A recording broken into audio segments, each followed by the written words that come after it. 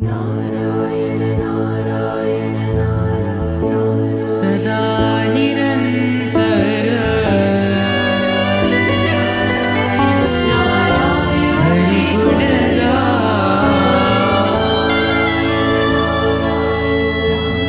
नारायण नारायण श्री गुरुभ्यो नमः। हरि ओम।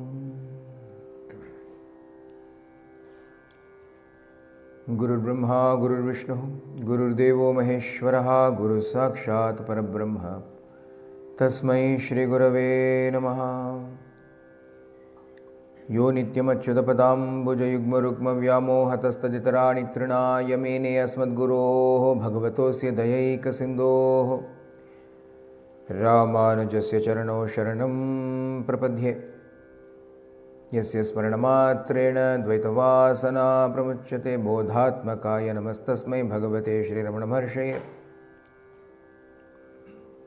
हृदाकाशे सदा भान्तं शान्तम् आनन्दरूपिणं ज्ञानभाण्महं वन्दे सद्गुरुं श्रीसत्यसायिनं मन्त्रयामिनम्।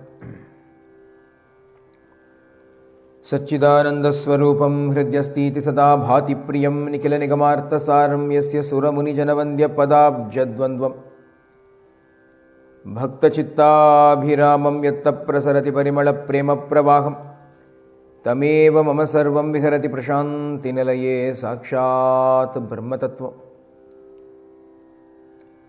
जन्माद्यस्य यतोऽन्वयादितरतश्चर्तेष्वभिज्ञस्वराट् तेने ब्रह्महृदाय आदिकवये मुह्यन्ति यत्सूरयः। तेजो वारिमृदां यथा विनिमयो यत्र त्रिसर्गो मृषा धाम्ना स्वेन सदा निरस्तकुहकं सत्यं परं धीमहि। धर्मप्रोज्झितकैतवोऽत्र परमो निर्मत्सराणां सतां वेद्यं वास्तवमत्र वस्तु शिवदं तापत्रयोन्मूलनं। श्रीमद्भागवते महामुनिकृते किं वा परैरीश्वरः सद्यो हृदवरुध्यतेऽत्र कृतिभिः शुश्रूषभिस्तक्षणात्। निगमकल्पतरोर्गलितं फलं शुकमुखात् अमृतद्रवसंयुतं पिबत भागवतं रसमालयं मुहुरहो रसिकाः भुवि भावुकाः यं प्रव्रजन्तमनुपेतमपेतकृत्यं द्वैपायनो विरहकातराजुहावपुत्रेति तन्मयतया तनवोऽभिनेतु तं सर्वभूतहृदयं मुनिमानतोऽस्मि। यस्वानुभावम् अखिलश्रुतिसारमेकमध्यात्मदीपमतितितीर्षतां तमोन्दं संसारिणां करुणयाः पुराणगुह्यं तं व्याससूनमुपयामि गुरुं मुनीनाम्। नारायणं नमस्कृत्य नरं चैव नरोत्तमं देवीं सरस्वतीं व्यासं ततो जयमुदीरयेत्। कृष्णाय वासुदेवाय देवकीनन्दनाय च नन्दगोपकुमाराय गोविन्दाय नमो नमः। कृष्णाय वासुदेवाय हरये परमात्मने प्रणतक्लेशनाशाय श्रीगोविन्दाय नमो नमः। नमो ब्रह्मण्यदेवाय गोब्राह्मणहिताय च जगद्हिताय कृष्णाय गोविन्दाय नमो नमः। नामसङ्कीर्तनं यस्य सर्वपापप्रणाशनं प्रणामो दुःखशमनः तं नमामि हरिं परम्। गोविन्दनामसङ्कीर्तनम्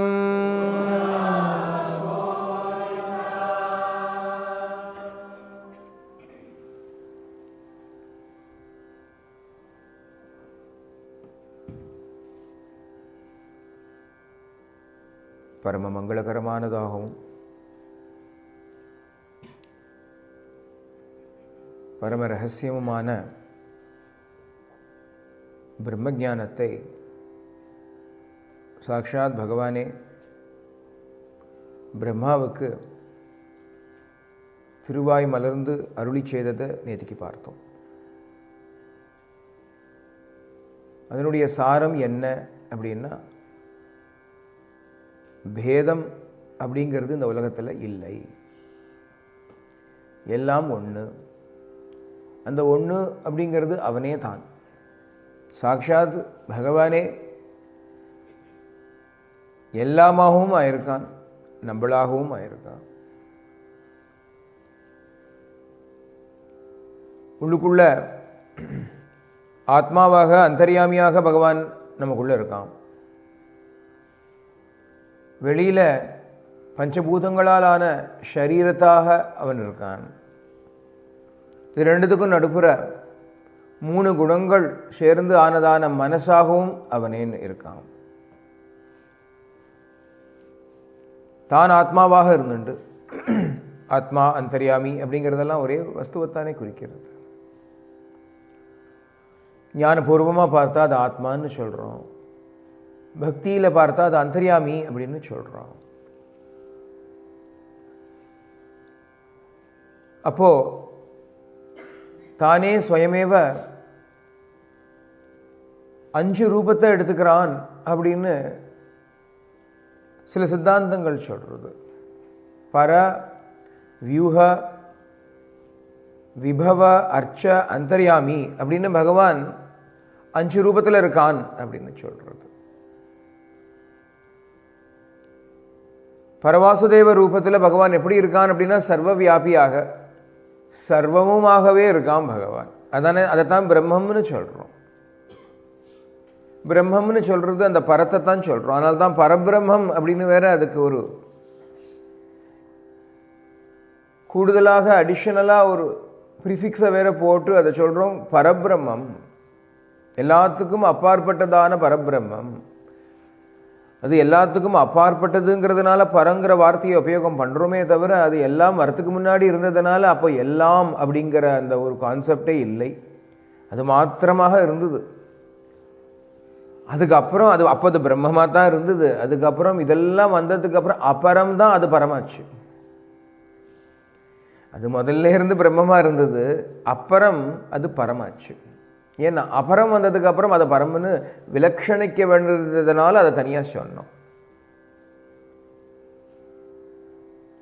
அப்போ அந்த பரபிரம்மம் தான் 3 குணங்களையும் உருவாக்கி பஞ்சபூதங்களையும் உருவாக்கி அந்த முதல் சர்க்கம் அப்படிங்கக்கூடியதான அந்த பிரைமரி கிரியேஷன் அப்படிங்கிறத பண்ணித்து உண்டு பண்ணித்துன்னா எங்கே உண்டு பண்ணித்து இதையும் யோசிச்சு பார்க்கணும். நம்ம அது உண்டு பண்ணித்துன்னு சொல்லிட்டோமே தவிர அதை எங்கே உண்டு பண்ணித்து எப்போ உண்டு பண்ணித்து அப்படின்னு 2 கேள்வி கேட்டோமானால், ஒன்று காலம், இன்னொன்று தேசம். காலம் தேசம், space and time are time and space. இந்த பிரம்மன் அது மாத்திரமா இருக்கும் பொழுது அது உண்டு பண்ணித்து அப்படின்னா அது எங்கே உண்டு பண்ணி இருக்க முடியும்? அதுக்கு ஏது ஸ்பேஸ், எந்த தேசத்தில் அது இந்த பிரபஞ்சத்தை சிருஷ்டி பண்ணித்து யோசிச்சு பார்க்கணுமே இல்லையா? சர்வவியாபியா எல்லா இடத்துலையும் அதுவே இருந்தது அப்படின்னா அது தனியாக வேற இடத்துல எங்கே போய் இந்த பஞ்சபூதங்களையும் இந்த 3 குணங்களையும் பண்ண முடியும்? அப்போ தனக்குள்ளேயே தானே பண்ணிக்க முடியும். அதால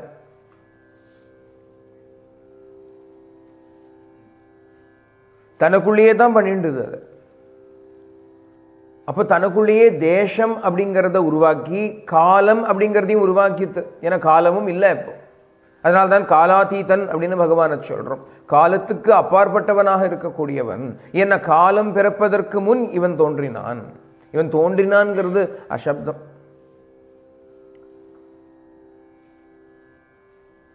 தோன்றல் எங்க அவனுக்கு? எப்பவும் இருக்கக்கூடியவன் தானே அவன். எப்போ தோன்றினான்ங்கிற கேள்வியே எழும்பாத. ஏன்னா எப்போங்கிறது இருந்தால் தானே எப்போ தோன்றினான்னு சொல்ல முடியும். காலம் இல்லாத சமயத்தில் இங்கே பாருங்க, நம்ம வார்த்தை பிரயோகம் பண்ணும் பொழுது எப்படி தட்டி தடுமாறுறோம் பாருங்க. ஏன்னா காலம் இல்லாத சமயம்னு, சமயம்னாலும் காலம்தான், காலம்னாலும் சமயம்தான். அப்போ the time when time was not there, how can it be called as time?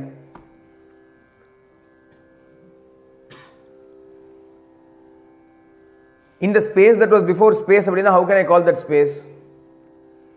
இந்த ஸ்பேஸ் எல்லாம் வரத்துக்கு முன்னாடி இருந்த இடம் அப்படின்னா அது இடமே இல்லையே. அப்போ அதான் அந்த இடம் ஆயிடுத்தே. அப்போ ஸ்பேஸ் ஆயிடுத்தே இல்லையே. அப்போ இடமும் இல்லை, காலமும் இல்லை,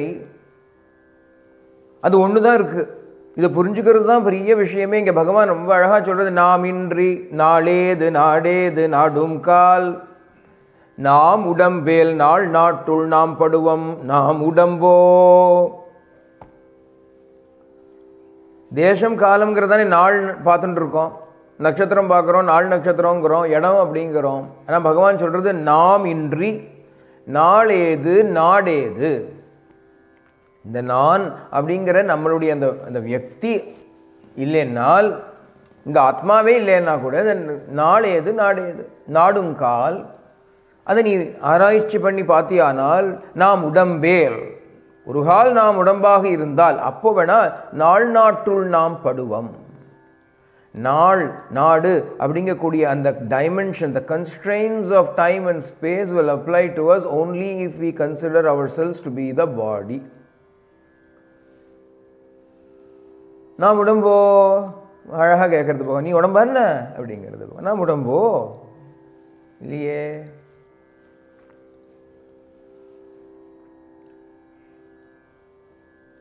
நாள் நாடில் நாம் உண்டு அப்படிங்கிறது பகவான். நாளும் கிடையாது நாடும் கிடையாது, நம்ம தான் இருக்கோம் அப்படிங்கிறது. வெஸ்டர்னர்ஸ் எல்லாம் they used to come to Ramana Ashramam, and when they used to take leave of Bhagavan, they would say, what is Bhagavan's message for the West? Bhagavan சொன்ன east of the west, அதான் message. What east, what west?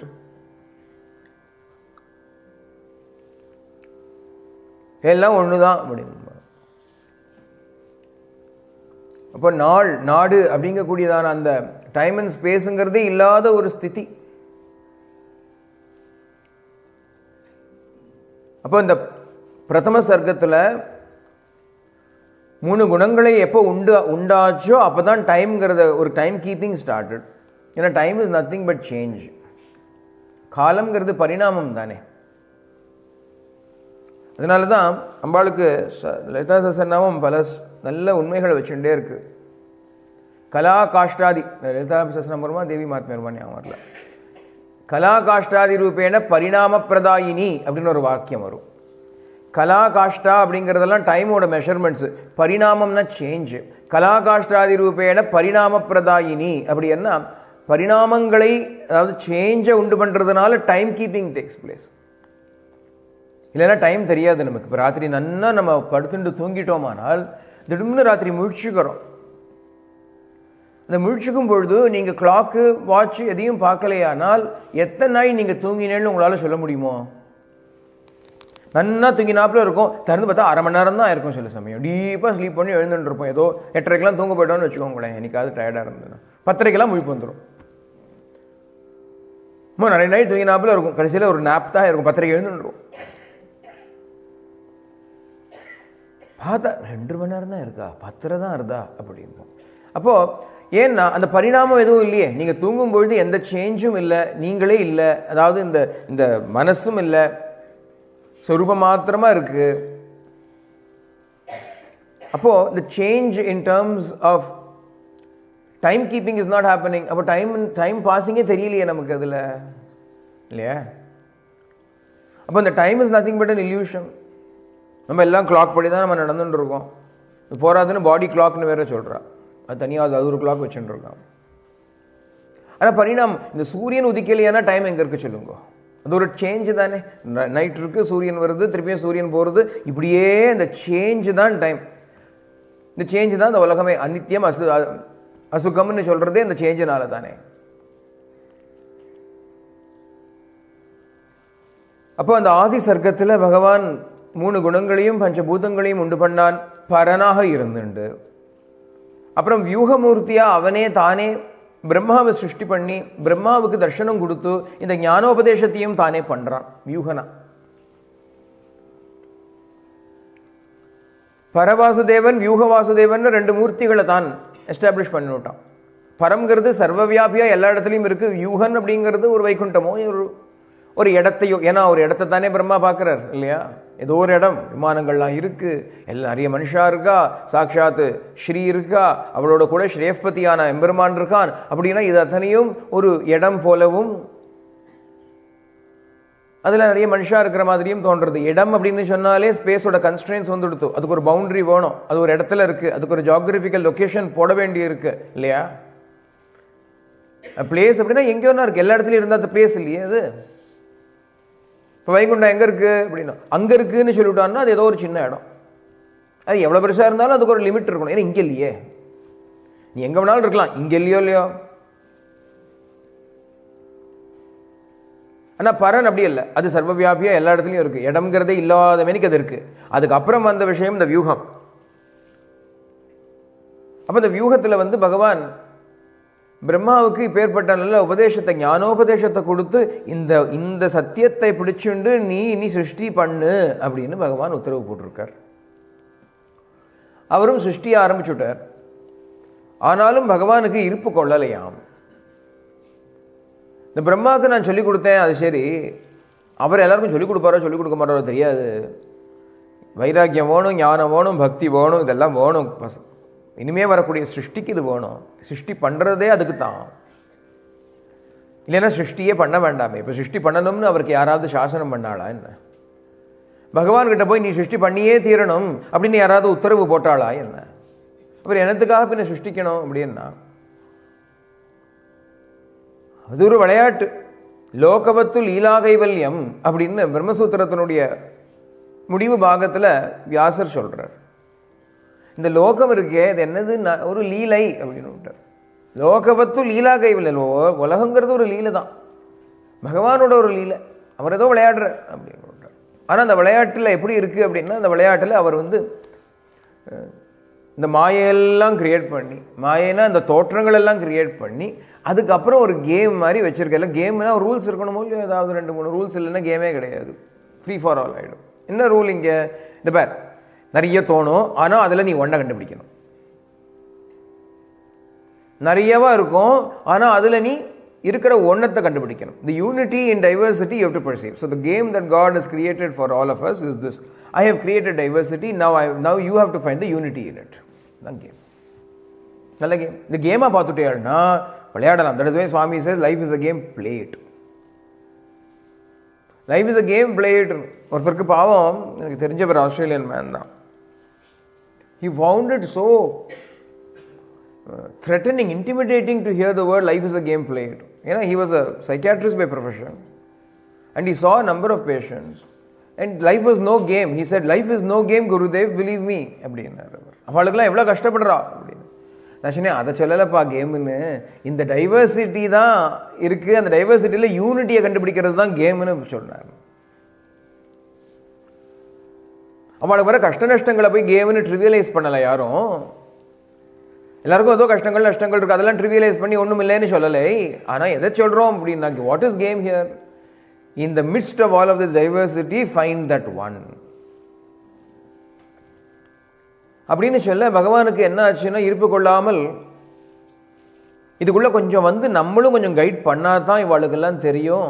பக்தி பண்ணணும் அப்படின்னா இவா எங்கே பக்தி பண்ணுவா, யாருக்கு பக்தி பண்ணுவா, நம்ம வரணுமே.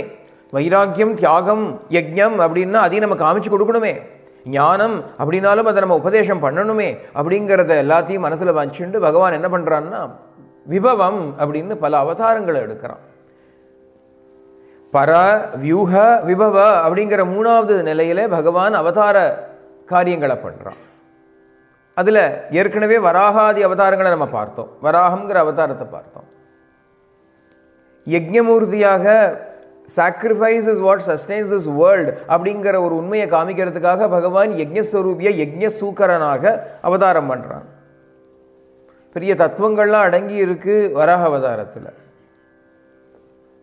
பூமி எங்கேயோ ஜலத்துக்குள்ளே ஒளிஞ்சிட்டு இருந்தது, அதை இவர் ஜலத்திலேருந்து கொண்டு வந்தார் அப்படிங்கிற ஒரு கதையே ஜல தத்துவத்திலிருந்து பிருத்திவி தத்துவம் வழியில் வந்தக்கூடிய விஷயத்தை தான் சொல்கிறதே தவிர ஏதோ பூமி உருண்டையை அப்படி கொண்டு வந்தார்னு சொல்லலை. அப்படி புரிஞ்சிக்கப்படாது. அது கதையாக சொல்லியிருக்கா. அது ஒரு அந்தரார்த்தம் என்ன அப்படின்னா, ஒரு தத்துவமாக பரிணமிச்சு இன்னொரு தத்துவம் வருது. ஆகாஷ தத்துவத்திலேருந்து தான் வாயு வருது, வாயுலேருந்து தான் அக்னி வருது, அக்னியிலேருந்து தான் ஆபம் ஜலம் வருது, ஜலத்திலேருந்து பிருத்திவி வருது அப்படின்னு வேதமே சொல்கிறது. ஆகாஷாத் வாயு, வாயோர் அக்னி, அக்னிர் ஆபஹ, அப்ய பிருத்திவி அப்படின்னு சொல்றது. பிருத்திவியாத் ஓஷதயா, அப்படியே ஒரு ஸ்டெப் பை ஸ்டெப் ப்ராசஸ் இருக்கிறச்சு அந்த ஜலத்திலேருந்து தான் பூமி வருது அப்படின்னு காமிக்கிறது இல்லையா. அதனால அங்கே அந்த வராக அவதாரம் அதை பிரித்து கொடுக்கறதுன்னு சொல்கிறோம். அப்போது பிரம்மாவை சிருஷ்டி பண்ணுன்னு சொன்னாலும் அந்த பிரம்மாவுக்கு துணையாக இருந்துட்டு பகவான் அதையும் பண்ணிகிட்டே தான் இருக்கார். அதுக்கு மேலே 3 பிரஜாபதிகளை பிரம்மா சிருஷ்டி பண்ணார். ருச்சி, தக்ஷ, கர்தம அப்படின்னு 3 பிரஜாபதிகள். அவளை வச்சுட்டு இனி நீங்கள் இதெல்லாம் பண்ணுங்கோ, இனி let the population increase by your efforts அப்படின்னு சொல்லிட்டு அவளை. அதில் கர்தம பிரஜாபதி அப்படிங்கிறவருடைய கதையை தான் பார்க்க போகிறோம் இப்போது. ஏன்னா அந்த கர்தம பிரஜாபதி தபஸ் பண்ணினார், பகவான் சாட்சாத்தா பிரத்யக்ஷமானார். என்ன வேணும்னு கேட்குறச்சு எங்கள் அப்பா பிரம்மா கல்யாணம் பண்ணிக்கோன்னு சொன்னார். அதனால் எனக்கு ஒரு வைஃப் வேணும், ஒரு பத்னி வேணும் அப்படின்னு பகவான் சிரிச்சுட்டே ஆகட்டும். மனு, முதல் மனு சுவாயம்பவ மனு. இந்த மனுனுடைய வம்சாதிகள்லாம் நம்ம அப்படிங்கிறதுனால தான் நமக்கு மேன்னு பேர். மனுனால தான் நம்ம மேன், மானவான்னு சொல்கிறோம் இல்லையா? ஏன்னா மனுனுடைய சன்கள் தான் மனுஜா, மனுஷா, மானவா, மேன் எல்லாமே அந்த மனுலேருந்து வருது. நமக்கு இங்கிலீஷ் கூட ஒத்துண்டு கொடுத்தது, ஏன்னா மேன்னு கூப்பிடுவானே நம்மள.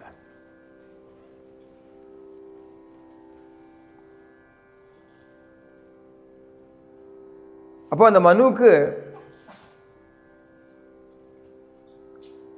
உத்தானபாதன், பிரியவிரதன் 2 பிள்ளை, அப்புறம் பொண்கள் உண்டு. ஆக்குதி, பிரசூதி, தேவகுதின்னு 3 பொண்கள். இந்த 3 பொண்களையும் அந்த 3 பிரஜாபதிகளுக்கு கல்யாணம் பண்ணி வச்சார். அதில் தேவகுதிங்கிறவளைத்தான் இங்கே கர்தம பிரஜாபதிக்கு கல்யாணம் பண்ணி வைக்கிறார். அது பகவானுடைய ஒரு ஆக்ஞை. பகவானே சொல்கிறார், மனுனுடைய பொண்ணான தேவகுதி அவனை கல்யாணம் பண்ணிப்பா, மகாபதிவிரத்தை உன்னுடைய கூட இருப்பா, உனக்கு சகல உபச்சாரங்களையும் அவள் பண்ணுவாள். அதுக்கப்புறம் உங்களுக்கு 9 பொண்கள் பிறக்கும், கடைசியாக நானே பிறப்பேன், சாட்சாத்தா நானே உங்களுக்கு அவதாரம் பண்ணுறேன் அப்படின்னு பகவான் வாக்கு கொடுத்தார். அது தகுந்த மாதிரி அவளுக்கு ஒரு பொண்கள் பிறக்கிறது. அந்த பொண்கள் எல்லாம் ரிஷிகளுக்கு கல்யாணம் பண்ணி வைக்கிறார். அருந்ததி, அனுசூயா முதலியானவர்கள்லாம் அவளுடைய பொண்கள் தான். கடைசியில் ஒரு பிள்ளை ரூபத்தில் சாட்சாத் எம்பெருமானே கபிலன் அப்படிங்கிற ரூபத்தில் பகவான் அவதாரம் பண்ணுறார். கபில அவதாரம் பண்ணுறார். இந்த கபிலருக்கு சாங்கியாச்சாரியர் அப்படின்னு பேருண்டு. ஏன்னா சாங்கியம் அப்படிங்கிற யோகத்தை இந்த கபில பகவான் தான் நிலைநாட்டி ஸ்தாபிச்சு வச்சார். புருஷன், பிரகிருதி அப்படிங்கக்கூடியதான 2 விஷயத்தை எடுத்துட்டு எப்படி இந்த மனுஷா, நம்ம இந்த உலகத்தில் இருக்கக்கூடிய நம்ம எல்லாரும் எப்படி அந்த புருஷனை அடைய முடியும், எப்படி நாமளே அந்த புருஷனுங்கிறத தெரிஞ்சுக்க முடியும், அந்த ஞானத்தை எப்படி அடைய வேணும் அப்படிங்கிறதான வழிமுறைகள் எல்லாம் வகுத்து கொடுத்தார் அவர்.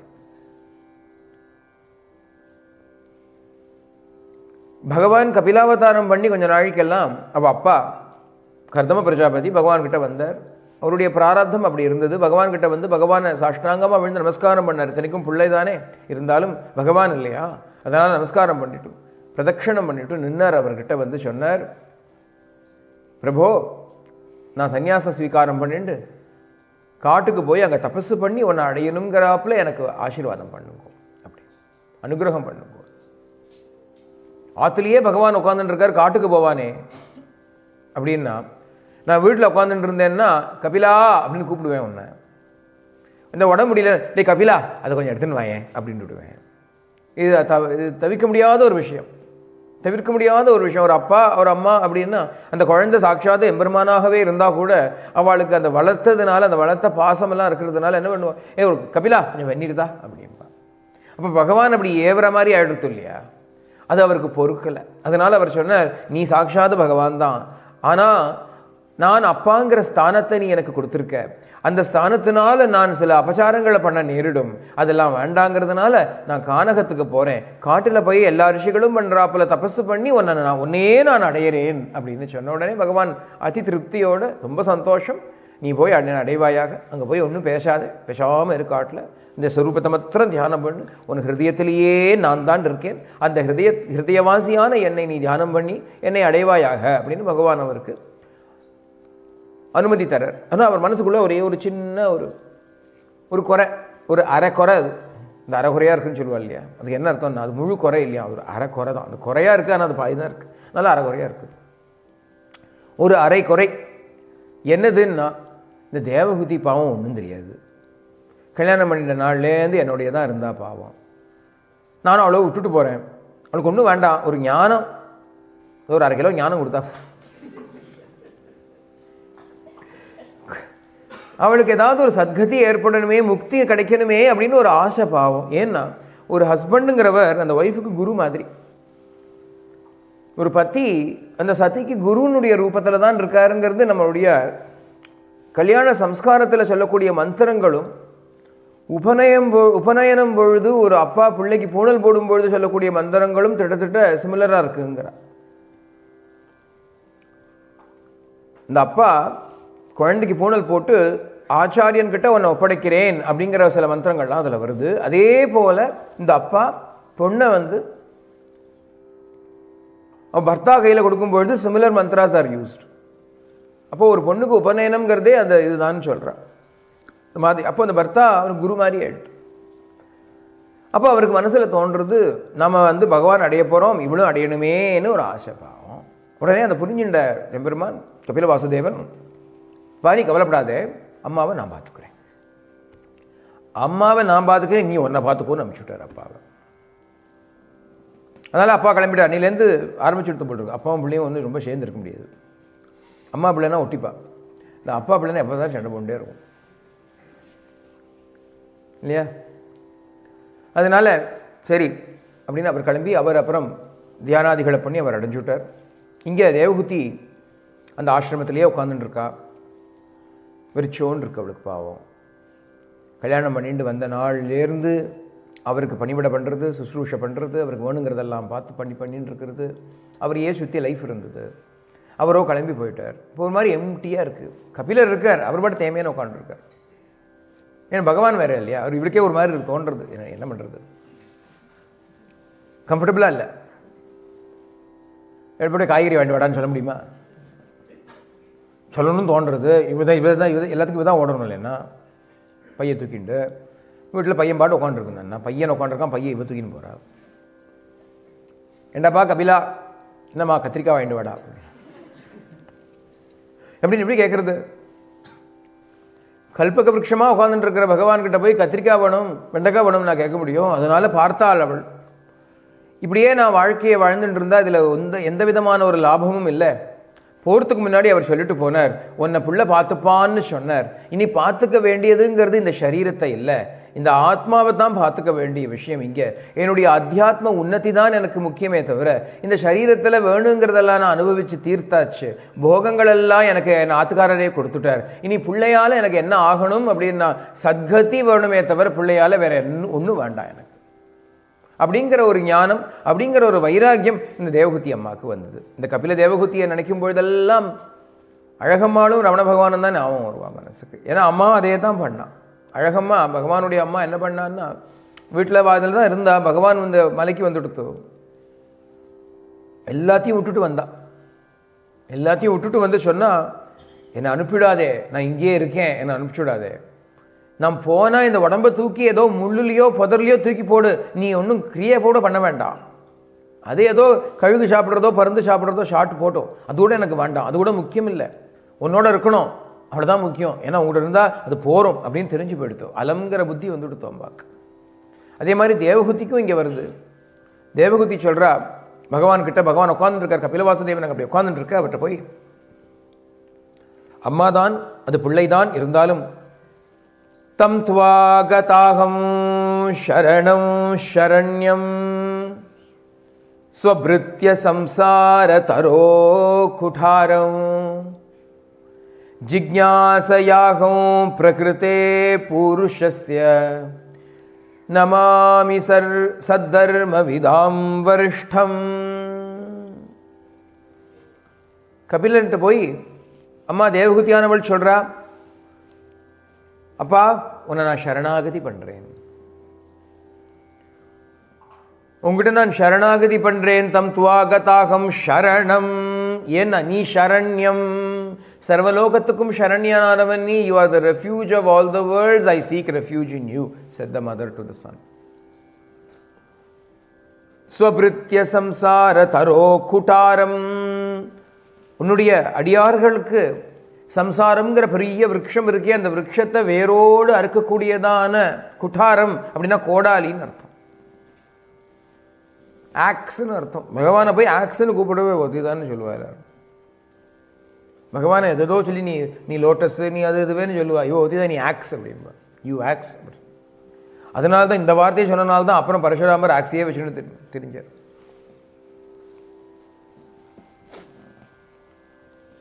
ஸ்வபிருத்திய சம்சார தரோ குட்டாரம் ஜிக்ஞாசயாஹம் சொல்றா. எனக்கு ஞானம் வேணும் அப்படின்னு கேட்டா. எனக்கு ஞானம் வேணும், அதனால உன்னை நான் சரணாகதி பண்றேன், எனக்கு ஞானத்தை பிரசாதம் பண்ணு பிரபு அப்படின்னு கேட்டா. உடனே பகவான் அத்தி பிரசன்னமாயிட்டார். இதுக்கு தான் வந்திருக்கார். இது வரைக்கும் கபில வாசுதேவர் அவருக்கு பண்ண வேண்டிய வேலை நிறைய இருக்கு. சித்த யோகிகளுக்கெல்லாம் அவர் குருவா இருந்துட்டு அவளை கைட் பண்ணணுங்கிறதுக்காகத்தான் அவதாரம் பண்ணேன். சித்தருக்கெல்லாம் குரு அவர். அவளுக்கெல்லாம் போய் உபதேசம் பண்ணணும் அப்படிங்கிறதுக்காக அவதாரம் பண்ணினவர் இங்கே காத்துன்னு இருக்கார். அம்மாவை கரையேற்றிட்டு அந்த வேலையெல்லாம் பண்ணணுங்கிறதுக்காக வெயிட் பண்ணிட்டு இருக்கார் அவர். அம்மாவோ அவள் பாட்டு ஏதோ வருமா உட்காந்துட்டு இருக்கா. இப்போ கேட்டான்னா, ஏன்னா spirituality is not something to be forced on anybody. ரொம்ப அவசியமாக ஞாபகம் வச்சுக்கணும். Parents have to especially realise this and understand this. ஏன்னா நிறைய நம்ம சத்சங்கத்திலேயே என்ன பார்ப்பேன்னா, அவளே இப்போ தான் என்னவோ திரும்பியிருப்பா, உடனே குழந்தைய திருப்பணும்னு பார்ப்பா. உனக்கு எத்தனை நாள் ஆச்சு? நீயா ஒரு முதிர்ச்சி வந்த அப்புறம் தானே நீ வந்த. அதே முதிர்ச்சி வரைச்சே அவளும் வருவா, இந்த மெச்சூரிட்டி வரைச்சே வருவா. நீ அந்த கரெக்டான என்வாயரன்மெண்ட்டை மாத்திரம் கிரியேட் பண்ணி வீட்டில் வச்சா போகிறோம். அவளை ஃபோர்ஸ் பண்ணக்கூடாது. உன் வாழ்க்கையில் ஒரு வித்தியாசம் தெரியணும். நீ சத்சங்கத்துக்கு வந்தியா, நீ கேட்டியா, நீ கேட்டதுனால உன்னுடைய வாழ்க்கையே மாறணும். அதை பார்த்து அந்த குழந்தைகள் இது நன்னா இருக்கே நானும் பண்ணுறேன்னு ஆசைப்பட்டு பண்ணணுமே தவிர நீ பண்ணு நீ பண்ணு நீ பண்ணுன்னு ஃபோர்ஸ் பண்ணால் பேக் ஃபயர் ஆகி எனக்கு வேண்டவே வேண்டாம்னு ஓடி போயிடும். இழுத்துன்னு அந்த பக்கம் ஓடி போயிடும் கடைசியில். ஏன்னா யாருக்குமே ஃபோர்ஸ் பண்ணால் எதுவுமே பிடிக்காது. யாருக்குமே பிடிக்காது. ஃபோர்ஸ் பண்ணி ஃபீட் பண்ணால் கூட வல்ல துப்பிடும் இல்லையா குழந்தை. ஸ்பிரிச்சுவாலிட்டியை ஃபோர்ஸ் ஃபீட் பண்ணால் வாமிட் பண்ணிடும். அது தானாக வரணும். அப்பா அம்மாவுக்கு வேலை ஸ்பிரிச்சுவாலிட்டியை திணிக்கிறது இல்லை, ஸ்பிரிச்சுவல் என்வாயரன்மெண்ட்டை கிரியேட் பண்ணி கொடுக்குறது தான் அவள் வேலை. ஸ்பிரிச்சுவல் என்வாயரன்மெண்ட் அப்படின்னா ஏதோ ஊதுபத்தி ஏற்றி ப்ரேயர் மேட்லாம் வீட்டுக்குள்ளே போட்டு அப்படி இல்லை. நீங்கள் ஸ்பிரிச்சுவலாக இருக்கணும், அதுதான் என்வாயரன்மெண்ட் கிரியேட் ஆகுது, வேறு ஒன்றும் இல்லை. ஃபிசிக்கலாக எல்லாம் பண்ணிவிடலாம். அமேசான் ஆர்டர் பண்ணி எல்லாத்தையும் வச்சுடலாம் வீட்டுக்குள்ளே. அப்புறம் அங்கங்கே டொங்குன்னு ஒரு பெல்லை வச்சு, ஏதோ டிபெட்டன் ஏதோ பெல் வீன்னு ஒரு பெல் இருக்கும், அந்த பெல்லை வச்சு எல்லாத்தையும் வச்சுட்டு ஏதோ ஸ்பிரிச்சுவல் என்வாயரன்மெண்ட் இந்தா மெடிடேட் பண்ணுங்க. அப்படி இல்லை. இது spiritual environment. It is not the physical environment, it is the mental environment that matters. அப்போ when you are leading a spiritual life, அந்த spiritual பரிமளம் இருக்கே, அந்த ஒரு மனம் இருக்கே, அந்த மனம் அவளை போய் மாற்றும். அந்த அகர்பத்தி மனத்தை விட இது மனம் பெரிய மனம். மனத்தை மாற்றக்கூடிய மனம் இந்த மனம். அது பூரண மனம் பண்ணும்.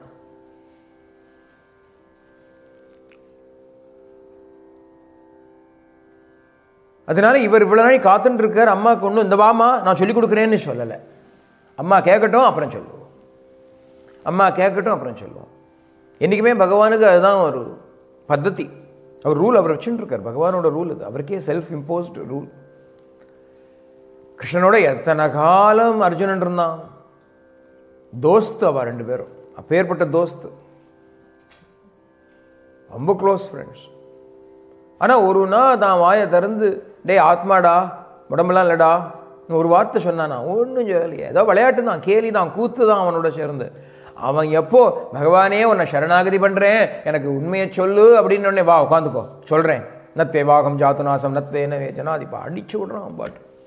அர்ஜுனன் கேட்கும், இதெல்லாம் எப்படா தெரியும் கிருஷ்ணா அவனுக்கு? நான் ஏற்கனவே வந்தவன்டா, நான் தான்டா பரமபுருஷன் அப்படின்னு எஸ்டாப்ளிஷ் வேறு பண்ண வேண்டியிருக்குப்பான். ஏன்னா அப்படி ஆயிடுத்து, அப்படி மலிவாக எடுத்து, அப்படி பழகினதுனால பகவானே சாட்சாத் அர்ஜுனனுக்கு செல்ஃப் போஸ்டிங் மாதிரி நான் தாண்டா பரமபுருஷன், நான் தாண்டா அந்த புருஷோத்தமன் அப்படின்லாம் சொல்லி விஸ்வரூபமெல்லாம் காமிச்சு.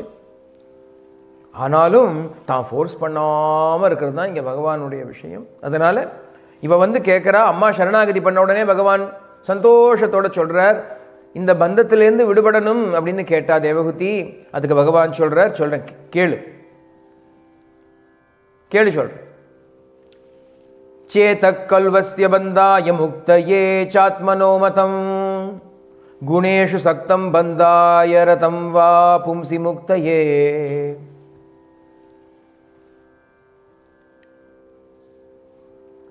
சேதா கல்வசிய பந்தாய.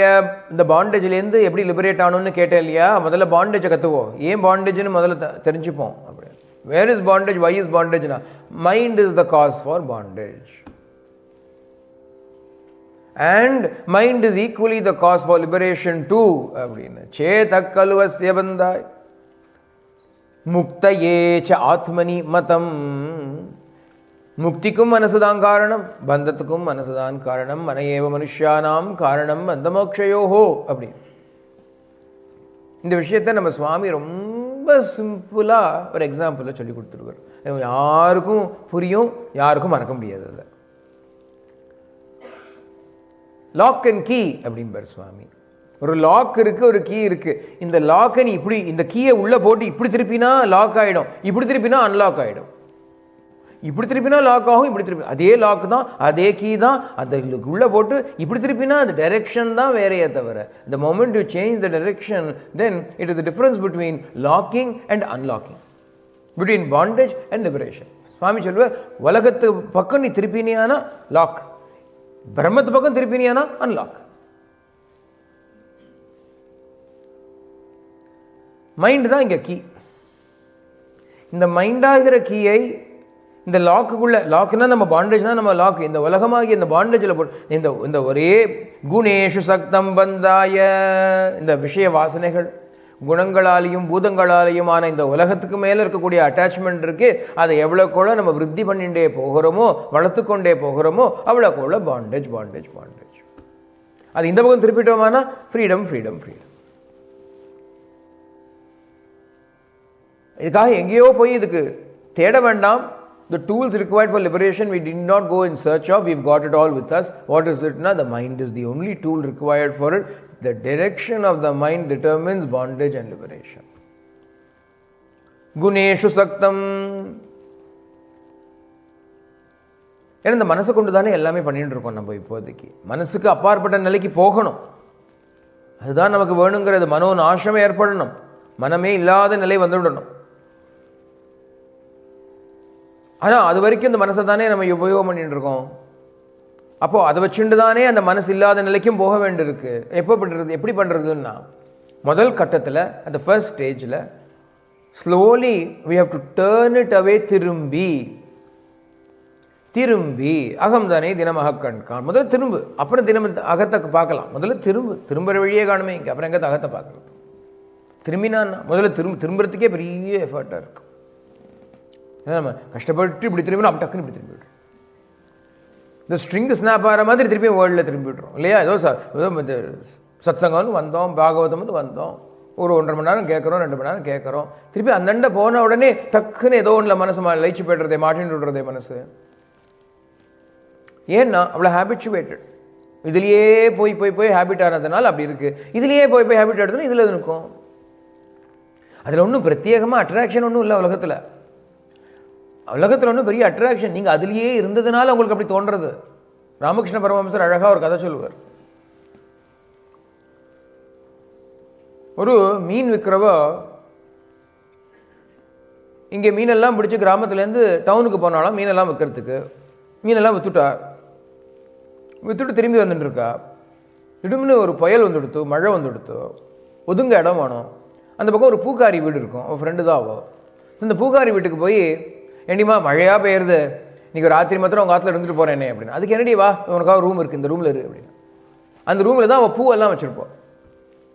விற்கிறதுக்கு வேண்டிங்கிற பூக்கள் எல்லாம் அந்த ரூமில் தான் ஸ்டோர் பண்ணி வச்சுருப்பாள். இந்த மீன் விற்கிறக்காரி மீனை வச்சு அங்கே போய் படுத்துக்கிறதுக்கு அவளுக்கு பாய்க்கு எல்லாம் போட்டு வச்சாளா, அதில் படுத்துட்டா தூக்கமே வரல. ஏன் தூக்கம் வரலன்னா, ஒரே பூ வாசனையாக இருக்குது ரூம் முழுக்க. பூ இப்போ இல்லை, ஆனால் இருந்த பூ வாசனையாக இருக்குது. இந்த வாசனையில் தூக்கமே வரல அவளுக்கு. ஐயோ எனக்கு தூக்கமே வரலையா, நான் நல்ல ஒரு ஐடியா தோணித்து அவளுக்கு. அவள் மீன் கூட ஒன்று இருக்குமோ இல்லையோ, அந்த மீன் கூட எடுத்துன்னு வந்தா, அதில் தண்ணியை தெளிச்சா, அதை தலைமாட்டா வச்சுட்டு அதில் படுத்துன்னு விட்டா. அப்போ நிம்மதியாக தூங்கிட்டான் அப்படின்னு கதை சொல்லுவார். பூ வாசனை எங்க, மீன் வாசனை எங்க? மீன் வாசனைன்னு சொல்லுவாளா, மீன் நாத்தம் எங்க, பூனுடைய மனம் எங்க, வாசனை எங்க? பூவால் டெக்கரேட் பண்ணுவா இல்லையா? ஒரு படுத்துக்கணுன்னா கூட பூவெல்லாம் போட்டு டெக்கரேட் பண்ணால் தானே அந்த பெட்ரூம் அப்படி அழகாக பெருமாளுக்கு பண்ணணுன்னா கூட, சயனாரை பண்ணணுன்னா கூட பூவெல்லாம் போட்டு எல்லாம் பண்ணுவாளே. அப்போ எல்லாருக்கும் பூ தானே பிடிக்கும். அப்போ பூ இருக்கக்கூடிய ஒரு ஸ்டோர் பண்ண ரூம்லன்னா இவ்வளோ படுக்கப்பட்டிருக்க பர்ஃப்யூம் அடித்த மாதிரினா இருக்கு அந்த ரூம்.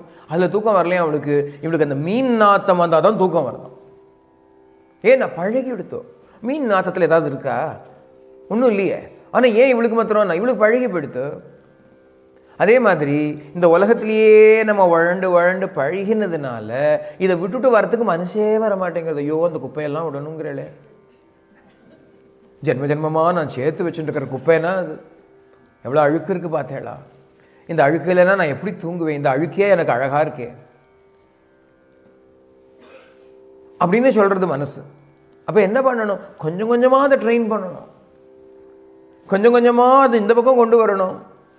எதனால் அப்படி முடிக்கிறதுனா அகம் மமாபிமானோத்தைஹி காமலோபாதி பிர்மலைஹி வீதம் யதா மனசுத்தம் அதுக்கம் அசுகம் சமம். நான் எனது, ஐ அண்ட் மைன், நான் எனது அப்படிங்கக்கூடியதான அதனால உற்பத்தியான காம குரோதாதிகள் காமலோபாதிகள் அப்படிங்கிற மலம் அப்படிங்கிற அழுக்கு, இந்த அழுக்கத்தான் சேர்த்து வச்சுட்டு இருக்கோம். நான் எனது அப்படிங்கிறது மூலம், அதிலிருந்து வரக்கூடியதானது காம குரோத லோப மோக மத மத்சரியா அப்படிங்கக்கூடியதான அரிஷட் வர்க்கங்கள், ஆசை, பொறாமை, கோபம், தாபம், லோபம், பேராசை, பொறாமை, பச்சரிப்பு, இவ்வளவும் இருக்கு இல்லையா? மதம், அந்த ஒரு ப்ரைடு, அகம்பாவம், அகங்காரம், இதெல்லாமா சேர்ந்து நம்ம கலெக்ட் பண்ணி வச்சுட்டு இருக்கோம். இதுலேருந்து மனசு விட்டு நமக்கு வர்றதுக்கு நமக்கு சங்கோச்சமாக இருக்கு. ஏன்னா இதுதான் நமக்கு மீன் வாசனை. இந்த மீன் வாசனையிலேருந்து பூ வாசனைக்கு நம்ம போகணும்.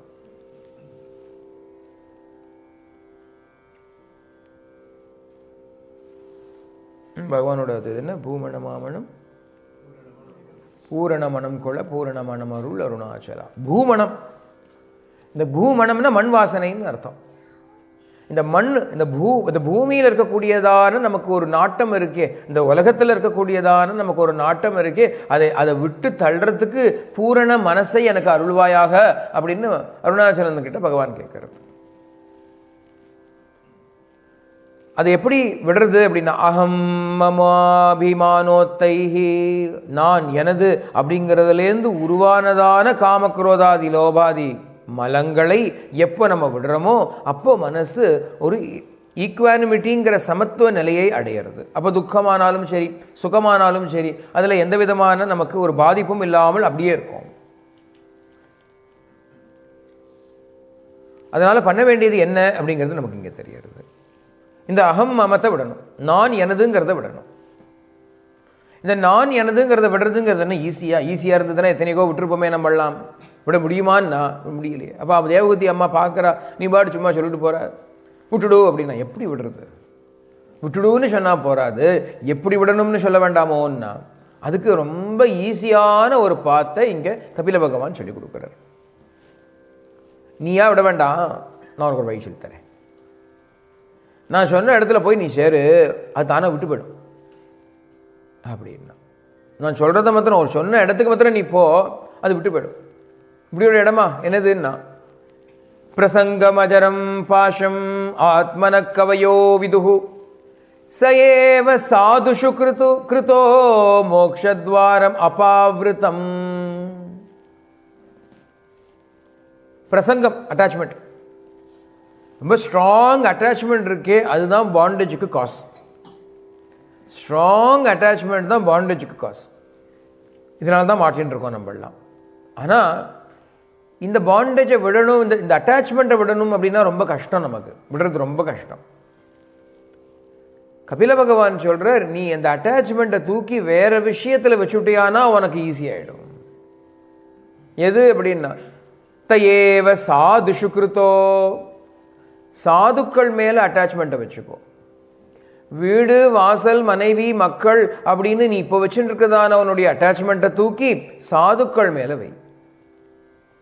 அப்போ என்ன ஆகும்னா மோக்ஷத்வாரம் அபாவிருத்தம், மோக்ஷத்தினுடைய கதவுகள் திறக்கப்படும்.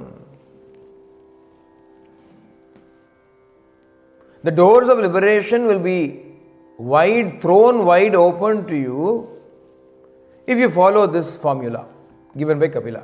What is this formula? He says, attachment is widely known and understood and accepted as the prime cause for bondage. The stronger the attachment, the stronger the bondage. It is difficult to give up attachment. Instead, turn that attachment towards the holy ones. Become attached to the Mahatmas. Become attached to the Jnanis. The more you are attached to them, the more the doors of heaven will open for you. பிரசங்கம் அஜரம் பிரசங்கம் பாஷம் ஆத்மனஹா கவையோ விதுகு. ஞானிகள் எல்லாம் ஒத்துக்கக்கூடிய விஷயம் என்ன? Attachment இருந்ததுன்னா உனக்கு பந்தன் தான் அப்படின்னா. அந்த அட்டாச்மெண்ட்டை என்ன பண்ணுறதுன்னா பகவான் மேலே வை, இல்லைன்னா பாகவதால் மேலே வை, இல்லைன்னா குரு மேலே வை. அதை எவ்வளோ திடமாக இங்கே வச்சுக்கிறியோ என்ன ஆகுதுன்னா அவ்வளோ திடமாக இதெல்லாம் விட்டு போகிறதோ இல்லையோ நமக்கு. இது லாஜிக் பாருங்க, ரொம்ப சிம்பிள். இதில் வெறும் மேஜிக் இல்லை, லாஜிக் தான்.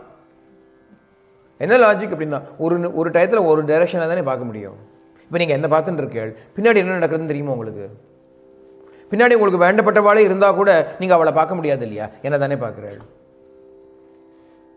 ஏன் ரெண்டு தலை இருந்ததுன்னா இந்த பக்கம் அந்த பக்கம் பார்க்கலாம். ஒரு தலை தான் பகவான் கொடுத்துருக்காரு, ஒரு பக்கம் தான் பார்க்க முடியும். பின்னாடி எவ்வளோ உங்களுக்கு அத்தியந்தமாக வேண்டப்பட்டவா யாராவது பின்னாடி இருந்தால் கூட அவளை பார்க்க முடியாது.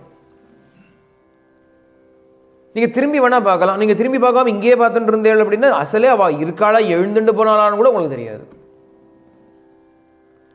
எவ்வளோ சிம்பிளாக எடுத்து இதுக்கு என்ன பெரிய, இதுக்கு மேலே தனியாக எஃபர்ட் பண்ணணுமா? ஒன்றுமே வேண்டாமே. சும்மா இந்த பக்கம் பார்த்தோம்னா அந்த பக்கம் பார்க்க முடியாது. இதை விட ஒரு சிம்பிள் லாஜிக் உண்டு உலகத்தில். அதனால பகவானை நம்ம பார்த்தோமானால் பகவானை பார்க்கறதுங்கிறது முடியாத விஷயமா போயிடுத்து. ஏன்னா அவர் கணக்கே தெரிய மாட்டேங்கிறாரே, அப்ட்ராக்டாக இருக்காருன்னா. ஆனால் பாகவதால் கூட இருக்காளே, மகாத்மாக்கள் கூட இருக்காளே, சாதுக்கள் கூட இருக்காளே. வசந்தவத்து லோகஹிதம் சனந்தகா அப்படின்னு இந்த வசந்த காலத்தினுடைய அந்த காற்று மாதிரி அவள் எல்லா இடத்துலையும் சஞ்சாரம் பண்ணிகிட்டே இருக்கா நம்மளுடைய நல்லத்துக்காக. அப்போ அவளை போய் சரணடை, சாதுக்களே அண்டு, சாதுக்களோட போய் இரு. சாதுக்கள்கிட்ட உன்னுடைய அட்டாச்மெண்ட்டை வளர்த்திக்கோ. இல்லைன்னா வேர்ல்டு தான் அட்டாச்மெண்ட் வரும். Attachment is inherent in us because attachment is nothing but another form of பிரேமா and love is what we are made up of. அதனால் we cannot distance ourselves from prema.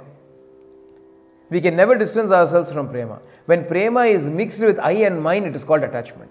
When prema is free from I and mine, then it remains as prema. இதான் வித்தியாசம்.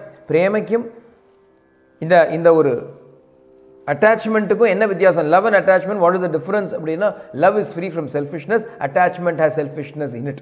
Attachment is love plus selfishness. Love is attachment minus selfishness. Raga plus tyaga is prema. Raga plus tyaga is, ராகான்னா ஒரு attachment, தியாகான்னா அதில் இருக்கிற செல்ஃபிஷ்னஸை விட்டுட்டோமானால் அது பிரேமையாக மாறிடும். இந்த equation ஞாபகம் வச்சுக்கோங்க. அப்புறம் எந்த பக்கம் இப்படி போட்டாலும் உங்களுக்கு தெரியும். இந்த மைனஸ் தூக்கி இங்கே போட்டு ப்ளஸ் தூக்கி இங்கே போட்டாலும் தெரியும். பிரேமா பிளஸ் ராகா அப்படின்னா என்ன வரும் அப்படின்னு பார்த்துக்கோங்க. நீங்கள் ஒன்றும் இல்லாமல் போயிடும் கடைசியில். Selfishness is the root cause of corrupting our pure love into attachment. So we cannot immediately get rid of the selfishness, but there is a way to do it little by little. Eppadi turn all of that selfish attachment that you have towards Mahatmas. They won't mind it. They won't mind your selfishness. On the other hand, they will cleanse us of our selfishness. இதான் அவளுடைய ஒரு சாமர்த்தியமே. தயேவ சாதுஷு கிருத்தோ மோக்ஷத்வாரம் அபாவிருத்தம். சிம்பிளான ஒரு remedy. சரி, சாதுன்னா யாரு? சாது அப்படின்னு சொல்லிட்டே, மகாத்மா அப்படின்னா யாரு மகாத்மா? அவவா நான் தான் மகாத்மான்னு சொல்றவாள்லாம் மகாத்மாவா? நானே சாதுன்னு சொன்னவாள்லாம் சாதுவா அப்படின்னா அதுக்கு கபில வாசுதேவர் சொல்றார். அப்படிலாம் நினச்சிக்க வேண்டாம். நான் அதுக்கு ஒரு டெஃபினிஷன் தந்து விடுறேன். அவளோட கேரக்டரிஸ்டிக்ஸை சொல்கிறேன். திதிக்ஷவஹ காருணிகாஹ சுஹ்ருதஹ சர்வதேஹினாம் அஜாதசத்ரவஹ சாந்தாஹ சாதவஹ சாதுபூஷணாஹ. சாதுக்களுக்கு சில கேரக்டரிஸ்டிக்ஸ் இருக்கு. திதிக்ஷவஹ எல்லாத்தையும் பொறுத்துப்பா, எல்லாத்தையும் பொறுத்துப்பா. என்ன பொறுத்துப்பா அப்படின்னா நம்மளை பொறுத்துப்பா. நம்மளை பொறுத்துக்கிறத விட பெரிய பொறுப்பு ஒன்றும் பெருசாக ஒன்றும் பொறுத்துக்க வேண்டாம் அவளால். மிச்சதெல்லாம் அவள் பசி தாகாதிகள்லாம் வெயில் அதெல்லாம் சுகதுக்காதிகள்லாம் பொறுத்துண்டு தான் அவன் ஞானி ஆனா. அதுக்கு மேலே அவளுக்கு என்ன பொறுமை? நம்மளை பொறுத்துக்கிற ஒரு பொறுமை இருக்கே, அது பெரிய பொறுமை. நம்ம எல்லாம் என்ன பர்ஃபெக்டாக வரோம்? ஒருத்தருக்குள்ளே எத்தனை அழுக்கு மூட்டையை தூக்கிட்டு வரோம். நம்ம வரச்சேயே அங்கேருந்து வரச்சேயே இங்கே இந்த உலக வாசனை அடிக்கிறது.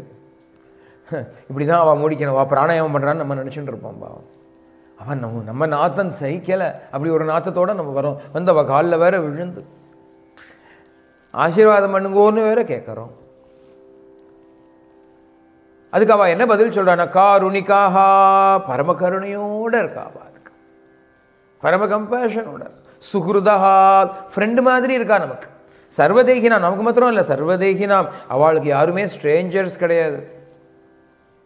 Nobody is a stranger. எல்லாம் வேண்டப்பட்டவா தான் நமக்கு. ஏன்னா நம்மளே தானே இருக்கோம், நம்மளே தானே சர்வ இடத்துலையும் இருக்கோம். எந்தெந்த தேகம் இருந்தாலும் அந்த தேகத்தில் யார்? ஒரே ஆத்மா தானே சர்வபூதாந்தர ஆத்மாவாக இருக்குது.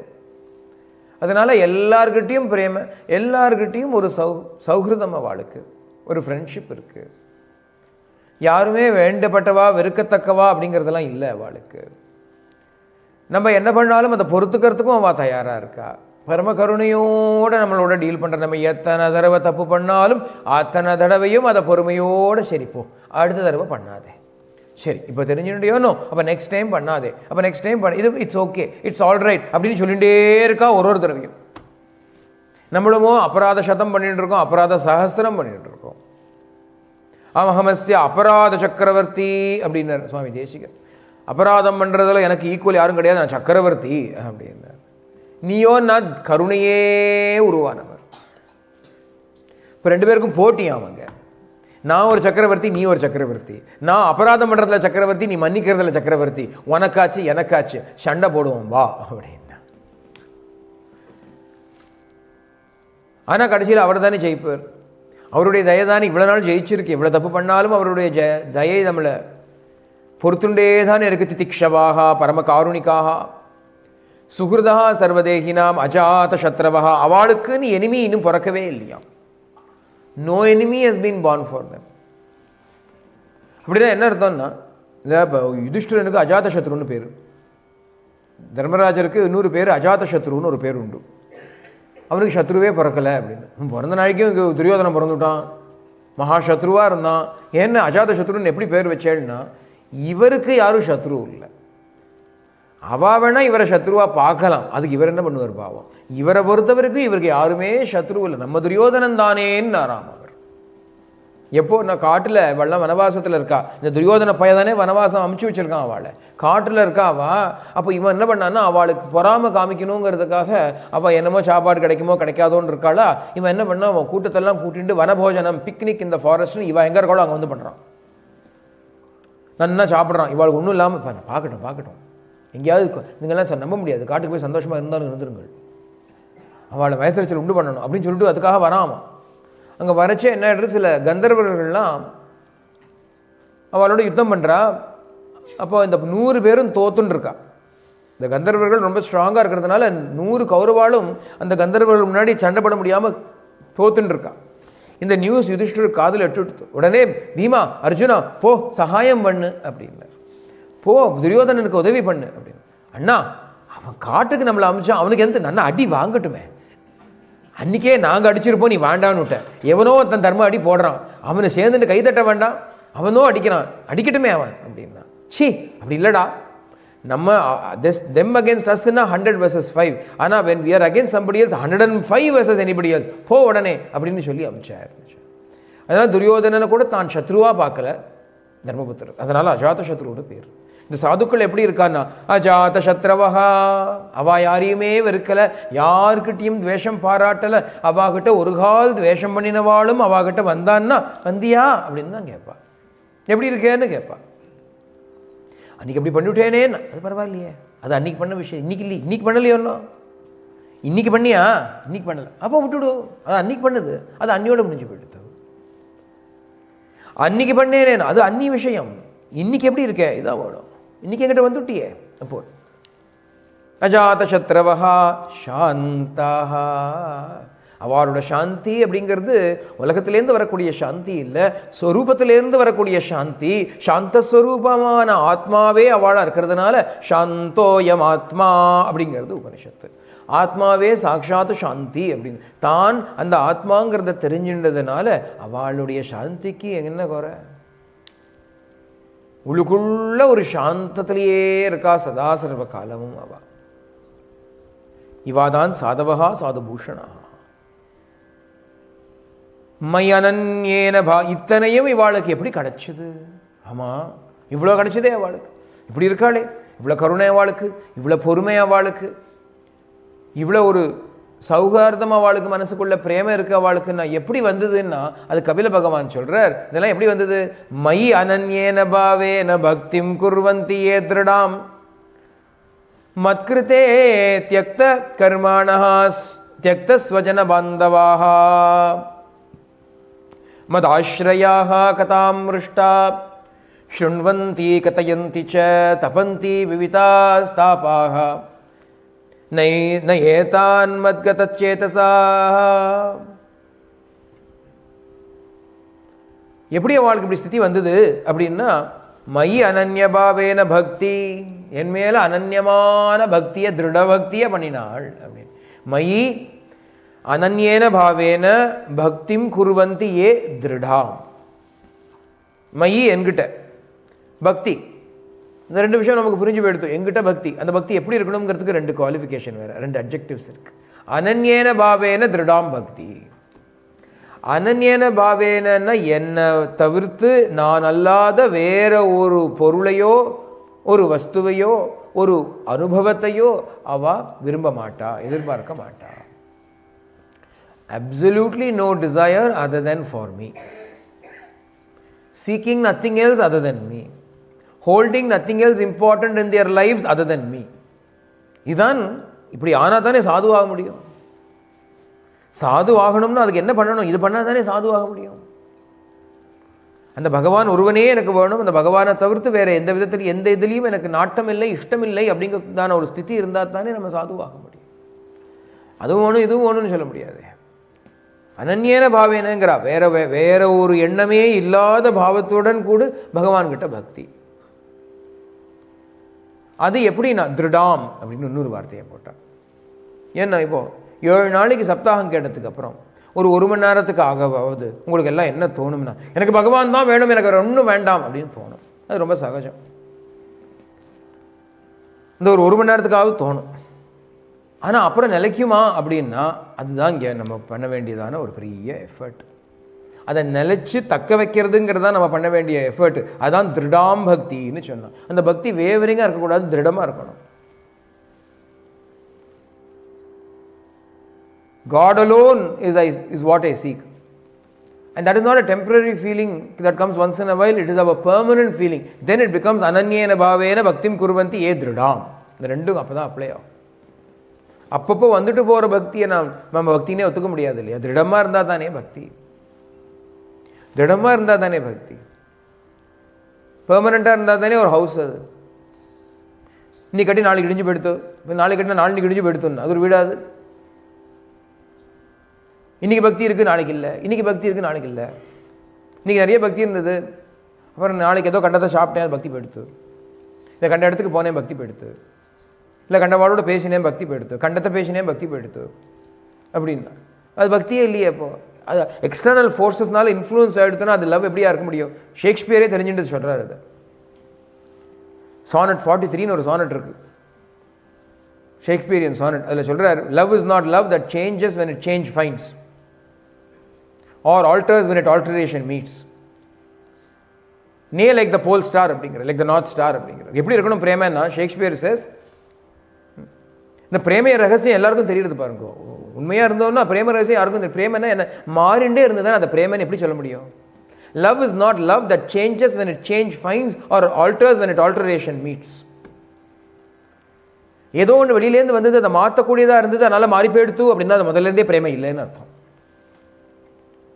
மாறாதது தான் பிரேமை. என்னைக்கும் மாறாதது, எந்த ஒரு சுச்சுவேஷன்லையும் மாறாதது, எந்த காலத்திலையும் மாறாமல் இருக்கணும், எந்த அவஸ்தையிலையும் மாறாமல் இருக்கணும். என்ன கஷ்டம் வந்தாலும் நஷ்டம் வந்தாலும் மாறாமல் இருக்கணும். எல்லாம் கன்வீனியண்ட்டாக இருந்ததுன்னா பிரேமை. கொஞ்சம் கஷ்டம் வந்து கொடுத்தோன்னா உனக்கு பண்ணி என்ன லாபம் அப்படின்னு சொன்னால் அதில் என்ன இருக்குது? சுவாமி சொல்லுவார், எல்லாம் உங்களுக்கு நீங்கள் கேட்குறதெல்லாம் நான் கொடுத்துட்டே இருந்தேன்னா என்ன சாய்பாபா சாய்பாபான்னு சொல்லுவேள். நீங்கள் கேட்டதை கொடுக்கலன்னா ராய்பாபா ராய்பாபான்னு சொல்லுவேள் அப்படின்னு. ராயின்னா கல்லுன்னு அர்த்தம் தெலுங்குல. சாயி பாபாங்கிறதுல ராயி பாபா கல்லு பாபா கல்லு பாபா கல் நெஞ்சம் உனக்கு அப்படின்றவேள். இதுவா பக்தி அப்படின்னு கேட்பேன். பக்தி எப்படி இருக்கணும்?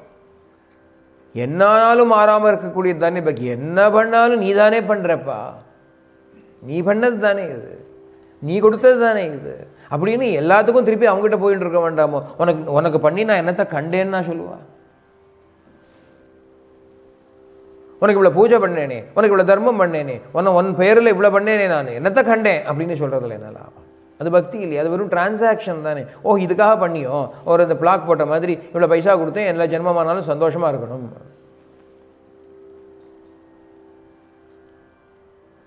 அனன்யபாவேன, வேற எதையும் வேண்டாமல். அப்போ தானே வரும். வேற ஏதாவது எனக்கு சௌக்கியம் வேணும், உனக்கு பக்தி பண்ணுறேன் அப்படின்னா தான் அந்த பக்தி சௌக்கியம் இல்லாத டயத்தில் போயிடும். சௌக்கியத்துக்காக பக்தி பண்ணலை, துக்க நிவர்த்திக்காக பக்தி பண்ணலை. பின்ன எதுக்கு பக்தி பண்ணுறேன்னா, எனக்கு வேற ஒன்றும் பண்ண தெரியாது, எனக்கு வேற ஒன்றும் பண்ண தெரியலையே, உன்னை பார்த்தால் எனக்கு வேற ஒன்றுமே தோண மாட்டேங்கிறதேன்னு பண்ணக்கூடிய பக்தி தான் பக்தி. விவேகானந்தர் சன்னியாசத்துக்கு முன்னாடி நரேந்திராவாக இருக்கிறச்சே அவன் அப்பா திடீர்னு போயிட்டார், காலமாயிட்டார். வீட்டில் ஏகப்பட்ட பிரச்சனைகள், ரொம்ப கடன் தொல்லை, எல்லாரும் ஏமாற்றி பைசாலாம் பிடிங்கினுட்டா. அவருக்கு சிஸ்டர்ஸ் எல்லாம் உண்டு, அம்மா உண்டு, ரொம்ப பிரச்சனை, மனசை உழைக்கிறது அந்த பிரச்சனை போட்டு அவரை. ஆனால் அவர் தான் எல்லாத்தையும் ஏதோ ஈடுகட்டி ஏதோ பண்ணணும், இங்கேயும் அங்கேயும் அலையிறார், என்ன பண்ணுறதுன்னு தெரியல, திண்டாடின்னு இருக்கார். ஆனால் ராமகிருஷ்ண பரமஹம்சருக்கு ரொம்ப பிரியமானவர், ரொம்ப பிரியம். ஆனால் ஒரு நாளைக்கும் போய் அவர்கிட்ட போய் என்ன அப்படி கஷ்டப்படுறேன், எனக்கு ஏதாவது நீங்கள் பண்ணுங்கோ, அம்பாள்கிட்ட வேண்டிக்கோங்கோ, இல்லை ஆசீர்வாதம் பண்ணுங்கோ, ஒரு வார்த்தை அவர் வாயத்தை வந்து சொல்லலை. ஷாம் அவர் கஷ்டப்படுறார், ஆனால் ஒன்றும் சொல்லலை. இது இவருக்கு தெரியாமையாக இருக்க போகிறது, ராமகிருஷ்ணன் நல்லா தெரிஞ்சுது. அதனால ஒரு நாள் என்ன பண்ணார், இவன் நரேந்திரா வந்திருக்கிறச்சே, பாரு நீ ஒன்று பண்ணு, இப்போது பிரசன்னமாக இருக்கா காளி உள்ள, அம்பாள் பிரசன்னமாக இருக்கா, நீ இப்போ போய் நீ சொல்லு, நீ உன்னுடைய கஷ்டங்கள்லாம் அவள்கிட்ட போய் சொல்லு, அவள் எல்லாத்துக்கும் ஒரு தீர்வு காணுவா, போ சொல்லு. சரி இவர் சொன்னாரேன்னு சொல்லிட்டு நேராக பவதாரணியுடைய சன்னதிக்கு போனார். அங்கே போய் நின்றுண்ட அம்பாள் ஒரு ஜம்முன்னு நிற்கிறா. அந்த அம்பாளை பார்த்தார். கிருஷ்ணனாய் அங்கே நின்று வந்துட்டார். வந்த உடனே ராமகிருஷ்ணர் கேட்டார், என்ன அம்பாள்கிட்ட எல்லாம் சொன்னியா, அம்மாட்ட எல்லாம் சொன்னியா? மறந்தே போயிடுத்து, நான் ஒன்றுமே சொல்லலை, அங்கே போனேன்னா அங்கே அப்படியே பார்த்துட்டு இருந்தேனா எனக்கு ஒன்றுமே தோணலை, நான் வந்துவிட்டேன். பரவாயில்ல திரும்பி போய் சொல்லு, திரும்ப போ. திரும்பி வர, திரும்பி வந்துட்டு உடனே இருந்துட்டு வர்றார். சொன்னியா? மறந்தே போயிடுத்து, எதுக்கு போனேன்னே மறந்து போயிடுத்து, அங்கே போய் அவளை பார்த்த உடனே எனக்கு எல்லாம் மறந்து போயிடுத்தேன். 3 தடவை போயிட்டு வர்றார், 3 தடவையும் மறந்து போகிறார். இப்போ என்ன ஆனார் கடைசியிலன்னா, சாதவஹா சாதுபூஷணா, இன்னைக்கும் சுவாமி விவேகானந்தான்னு உலகம் முழுக்க பிரசித்தியே வந்தது. அப்படின்னா இதுதானே சாது லட்சணம், இதானே சாது. நமக்கு கஷ்டம் இல்லாமல் இல்லை, அவர் ஒன்றும் அப்படியே சர்வ சௌகரியத்தோடு பகவான் நினைச்சேன்னு இல்லை, அவ்வளோ கஷ்டம் வீட்டில். அந்த கஷ்டத்துலையும் குருக்கிட்டையும் வந்து கேட்க தோணலை, குரு சொல்லியும் பகவான்கிட்ட போய் கேட்க தோணலை. மறந்து போயிட்டார்ப்பான். அவன் வேண்டான்னு ஐஷாட்டியமெல்லாம் பண்ணலை. அங்கே சரி நான் போய் சொல்கிறேன்னு தான் குரு வாக்கியம் ஒபே பண்ணணும் இல்லையோ, அதனால போனார். அங்கே போனோடனே எவாபரேட் எடுத்து எண்ணமே இல்லை. ஏன்னா துக்கமாவது சுகமாகுது. அந்த திவ்ய விக்கிரகத்தை பார்க்கும் பொழுது, அந்த பிரசன்ஸில் இருக்கும் பொழுது என்ன நம்மளுடைய மானசீகமான சுகங்கள் துக்கங்கள் இதெல்லாம் எங்கேருந்து யாருக்கு ஞாபகம் வரும்? ஏன் மத்கிருத்தே தியக்த கர்மாணா தியக்த ஸ்வஜன பாந்தவாக, எனக்காக அவள் சர்வ கர்மாவையும் விட்டுட்டா, எனக்காக அவள் ஸ்வஜன பாந்தவாதிகளையும் விட்டுட்டா, எல்லாரையும் விட்டுட்டுனா இருக்கா, அவள் சர்வசங்க பரித்தியாகியா இருக்காளே. மதாஸ்ரயாக நானே கதின்னு கடக்கா. மத் கதாமிருஷ்டாக, என் கதையே ஆனந்தமான என் கதையே ஸ்ருண்வந்தி கதையந்தி ச, கேட்டுண்டே இருக்கா சொல்லிண்டே இருக்கா, கேட்டுண்டே இருக்கா சொல்லிண்டே இருக்கா. அதனால நீ அவளுடைய சந்நிதியில அங்க போனியானா உனக்கு அவ பகவத் கதை, என்னுடைய கதையை தவிர்த்து வேற ஒன்றும் காதுல விழாது. என்னை பத்தின விஷயமே விழுந்துட்டே இருக்கும். வேற விஷயம் வந்தா தானே அதுல அட்டாச்மெண்ட் வரும். சப்தாகத்தையே கேட்டுட்டு இருந்தோம்னா நமக்கே வேறு எந்த எண்ணமும் எழும்பாது. வேற எங்கேயாவது போய் நம்ம போய் தலையை கொடுத்தா தான் அங்கே போய் மாட்டிப்போம். அப்புறம் அவள் ஏதாவது சொல்லுவா, அப்புறம் மேலே மேலே மேலே ஏதாவது வரும். இங்கேயே இருந்துட்டோம்னா நமக்கு ஒன்றும் இல்லையே. அதனால சொல்றார், இந்த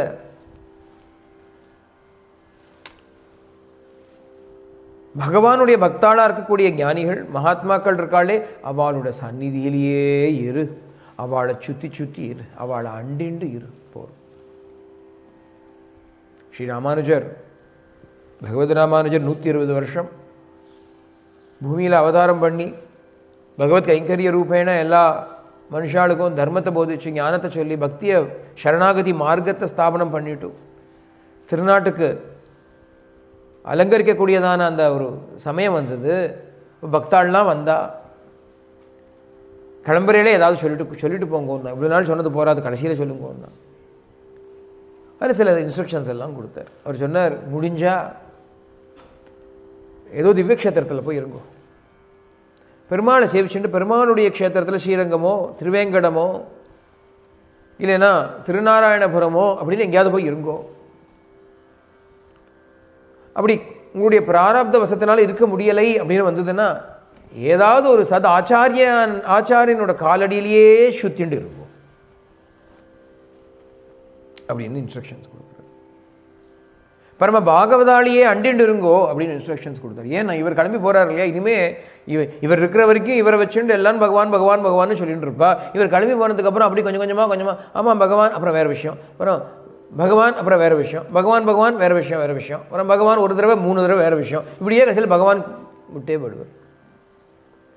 அப்புறம் நாள் பாட்டு ஓடி போகும். வெறும் லௌகிகமான நம்ம வேர்ல்ட்லி விஷயத்திலேயே நம்ம மாட்டின்னு இருப்போம். பகவத் விஷயங்கிறது ஞாபகத்துக்கே வராது. சப்தாகமா அது எப்போ நடந்தது? ஆமாம் நடந்தது இல்லை ஒன்று, எப்போ இந்த நன்னா இருந்தது அவ்வளோதான் ஞாபகம் வருமே தவிர அதில் என்ன சொல்லப்பட்டது, அதில் நம்ம என்ன கற்றுண்டோம் அதெல்லாம் மறந்து போயிடும். அது மறக்காமல் இருக்கணுமானால் சத் சங்கம்ங்கிறது இல்லாமல் நமக்கு முடியாது. அதனால் சத் சங்கத்துக்கு நிகர் வேற உலகத்தில் ஒன்றுமே இல்லை. அதனால சத் சங்கேஷ்வததே பிரார்த்தியா சங்க தோஷஹராஹிதே. சத் சங்கத்தில் போய் சேரு, உனக்கு இந்த சங்கத்தினால ஏற்படக்கூடிய அத்தனை தோஷங்களும் உனக்கு நிவர்த்தி ஆயிடும். அப்போ தேவகுதிக்கு ஒரு கொஸ்டின் வருது, அந்த சங்கம் ஏன் ஏற்படுது பார்ப்போம்.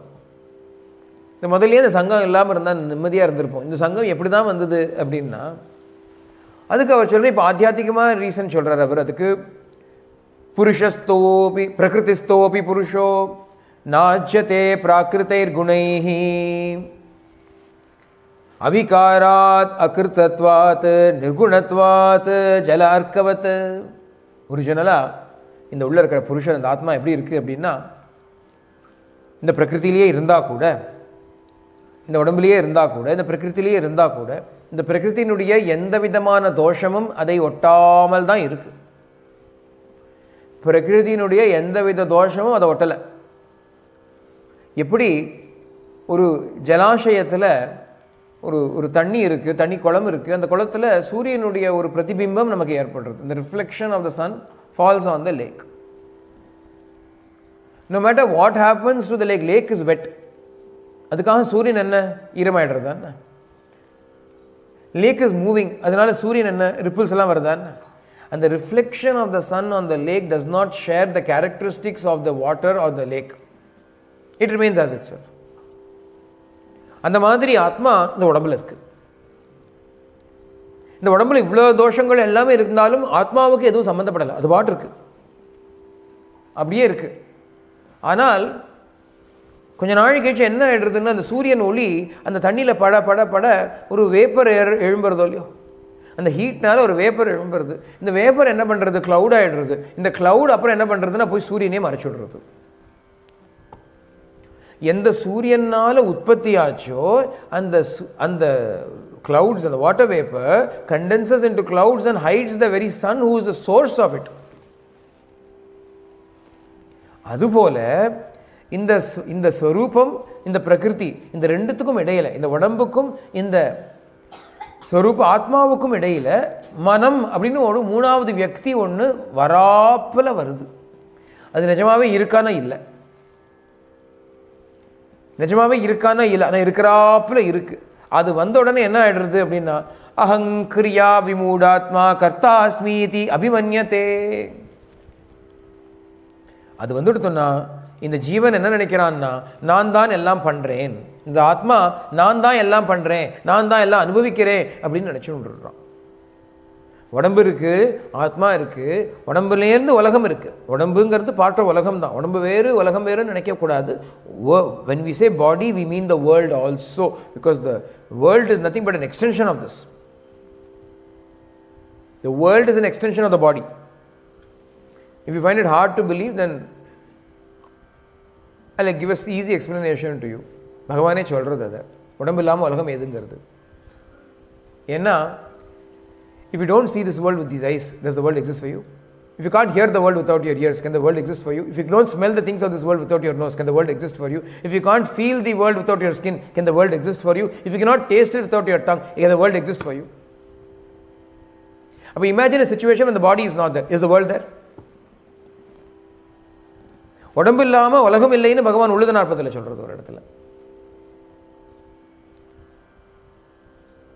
அப்போ body is nothing but a part of the world, or rather the world is an extension of the body. Without this body the world is not there.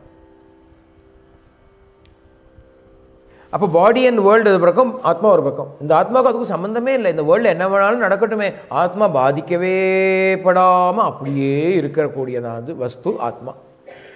ஆனால் இந்த ரெண்டுத்துக்கும் இடையில சயேஷ யர்ஹி பிரகிருதேஹ குணேஷு அபிவிஷஜ்யதே. when this atma becomes absorbed in prakriti, இந்த பிரகிருதி விஷயத்தில் ரொம்ப interest ஏற்பட்டு அதையே பார்த்துட்டு இருக்குமாம். அதை பார்த்துட்டு இருக்கும் பொழுது இதுக்கும் அதுக்கும் இடையில ஏதோ ஒன்று வெளியில் வருது. ஆத்மாவுக்கும் இந்த உலகத்துக்கும் நடுவில், உடம்புக்கும் நடுவில் ஒன்று வருது. அதை மனசுன்னு உள்ளது 40 பகவான் அதை எக்ஸ்பிளைன் பண்ணுறது ரொம்ப அழகாக. இந்த ரெண்டுத்துக்கும் நடுவில் வரக்கூடியதை அழகாக எக்ஸ்பிளைன் பண்ணுறது. அந்த மனசானது அதுக்கப்புறம் என்ன பண்ணுறதுன்னா, நம்மளை நான் தான் எல்லாம் பண்ணுறேன், நான் தான் எல்லாம் அனுபவிக்கிறேன், I am the doer, I am the enjoyer. This illusion is created by the mind which arises owing to the attention that is paid by us to the world. ஸ்பஷ்டமாக எக்ஸ்பிளைன் பண்ணுறாரு இங்கே கபிலர். இப்படி தான் அட்டாச்மெண்ட் வந்தது, இதனால தான் மனசு வந்தது, இதனால தான் சர்வதோஷங்களும் ஏற்பட்டது அப்படின்னு.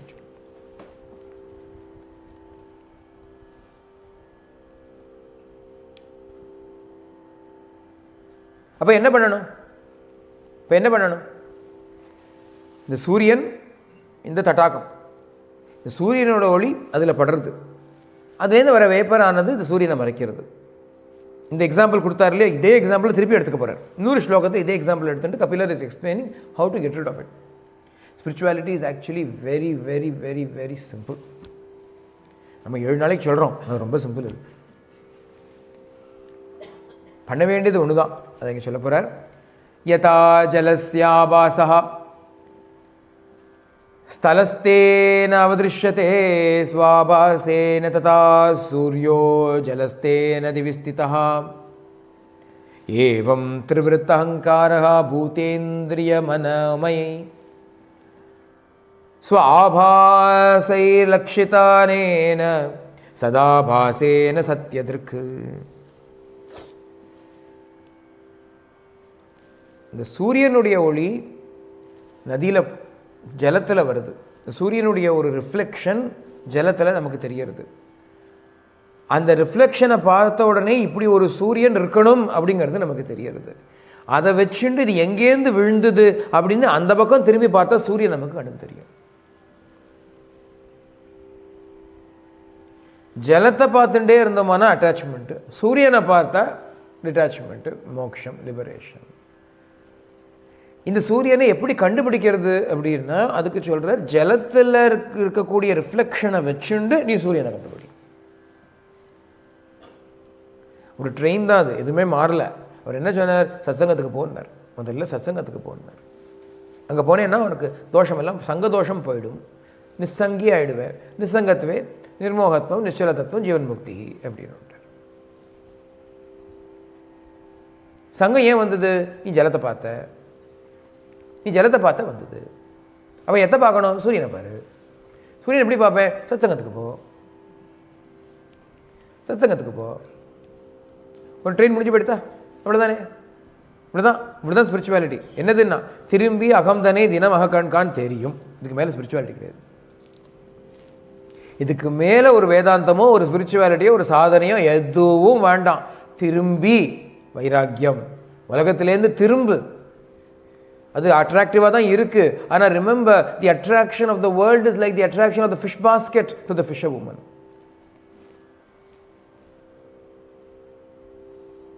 அவ்வளோதான். there is nothing great in this world that is attractive in it. It is just that you are habituated to its stink. You have fallen in love with its stink and its ugliness that you are loath to give it up now.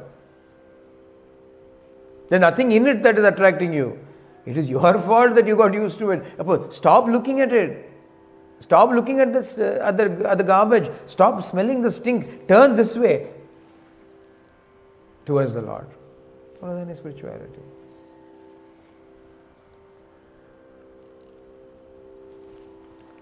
ஏவம் திரிவிருத் அகங்காரஹா. இந்த மாதிரி இந்த அகங்காரமானது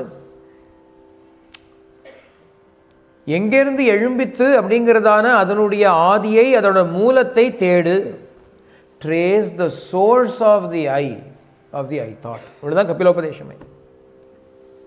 ஏவம் திரிவித் அகங்காரோ பூதேந்திரிய மனோமயை ஸ்வாபாசேர் லக்ஷிதோ அனேன சதாபாசேன சத்தியத்திற்கு. அந்த source of இட்டை நீ போய் தேடினியானால் அப்போ அது தானாக ஸ்வயம் பிரகாச வஸ்துவாக பிரகாசிச்சுண்டு ஜொலிக்கும். சதாபாசேன சத்தியத்திற்கு. சத்தியத்தை பார்க்கக்கூடியவனுக்கு சதாபாசேன சதா ஜொலிச்சுட்டு இருக்கான் அந்த சத்தியம். அது எப்பவுமே ஜொலிச்சுட்டு தான் இருக்கு. அது ஜொலிச்சு என்ன பிரயோஜனம்? நம்ம பார்க்க மாட்டேங்கிறோமே. சூரியன் ஜொலிச்சுட்டு தானே இருக்குது. நம்ம ரூம்குள்ளே உட்காந்துட்டு இருக்கோம். நமக்கு சூரியன் தெரிய போகிறதா என்ன? இல்லை வெளியில் போய் கண்ண முடியினா தெரிய போகிறதா என்ன? இல்லை அதுக்கு வேறு பக்கம் திரும்பிண்டா தெரிய போகிறதா என்ன?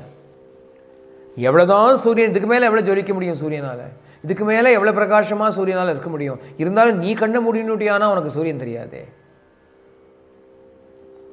அப்போ நீ தானே கண்ணை திறக்கணும், நீ தானே திரும்பி அதை பார்க்கணும். அப்போ திரும்பி அகம்தனை தினமாக்கணும். அது ஜொலிக்கிறது. நம்ம சொல்ல முடியாது அது எங்கே இருக்கோ யார் கண்டா ஜொலிக்கவே இல்லை அப்படின்னு சொல்ல. அது ஒளியும்னு நேற்றுக்கு சொன்னோம். ஒளி சகிதமாக ஒளியோட கூட இது இருக்குது. நான் சொல்றது, ஜொலிக்கிறது, எல்லாம் பண்றது. திரும்பி பார்க்க வேண்டியது ஒண்ணுதான் நம்மளுடைய வேலை. அந்த ஸ்வரூபத்தை இடைவிடாது திரும்பி பார்க்கறது ஒண்ணுதான் நம்மளுடைய வேலை. அதுக்குத்தான் பிறப்பே. அதை அசலே கோட்டை விட்டுட்டோம். அதை பற்றியே தெரியலை. தெரிஞ்சாலும் அதை பண்ணுறதுக்கான மனசு இல்லை. உலகத்திலேயே உழண்டுண்டு கிடக்கும், அதுலேயே மாட்டிண்டு கிடக்கும். இன்னும் அடுத்தது என்ன பண்ணுறது, அடுத்த எந்த ஊருக்கு போகிறது, அடுத்த இன்னும் யாருக்கு என்ன பண்ணுறது, இப்படியே நம்ம உட்காந்து என்ன திங்கிறது இல்லையா? எத்தனை மூட்டை அரிசி சாப்பிட்ருப்பேன் யோசிச்சு பாருங்க. நீங்கள் பிறந்ததுலேருந்து மூட்டையாக அரிசி சாப்பிட்ருக்கேன். ஆனால் இன்னும் திங்கணுங்கிற ஆசை நமக்கு போகாது. சாதமே இல்லையா அப்படின்பேன். திமிருக்கிய மூட்டையாக அரிசி எங்கே போச்சுன்னு இடம் இல்லாத மாதிரி உட்காந்துட்டு இருக்கு. வாழ்த்த கீழ்ச்சி பார்த்தா எத்தனை மூட்டையோ தெரியாது. அதனால நமக்கு போக மாட்டேன். ததபின முஞ்சதி ஆஷாவாயு அப்படிம்பார். ஆஷா பிண்டம். காலக்கிரீடத்தி கச்சதி ஆயுகு ததபின முஞ்சதி ஆஷாவாயுங்கிற சங்கர். உயிர் போயிட்டே இருக்கு, அது பாட்டு நாள் போயிட்டே இருக்கு, உயிர் குறைஞ்சுட்டே இருக்கு. அப்படியும் ஆசை மாத்திரம் போலியா. ஒரு தடவை சுவாமி பர்த்தியில் பர்த்டேக்கு முன்னாடி எல்லாருக்கும் பெர்மனன்ட் ரெசிடென்ஸ்க்கெல்லாம் புடவை கொடுத்துட்டு இருந்தார். லேடிஸ்க்கெல்லாம் புடவை கொடுத்துட்டு இருந்தார். ஒரு கழுவி உட்காந்துட்டு இருக்கா பாவம் பாட்டிமா.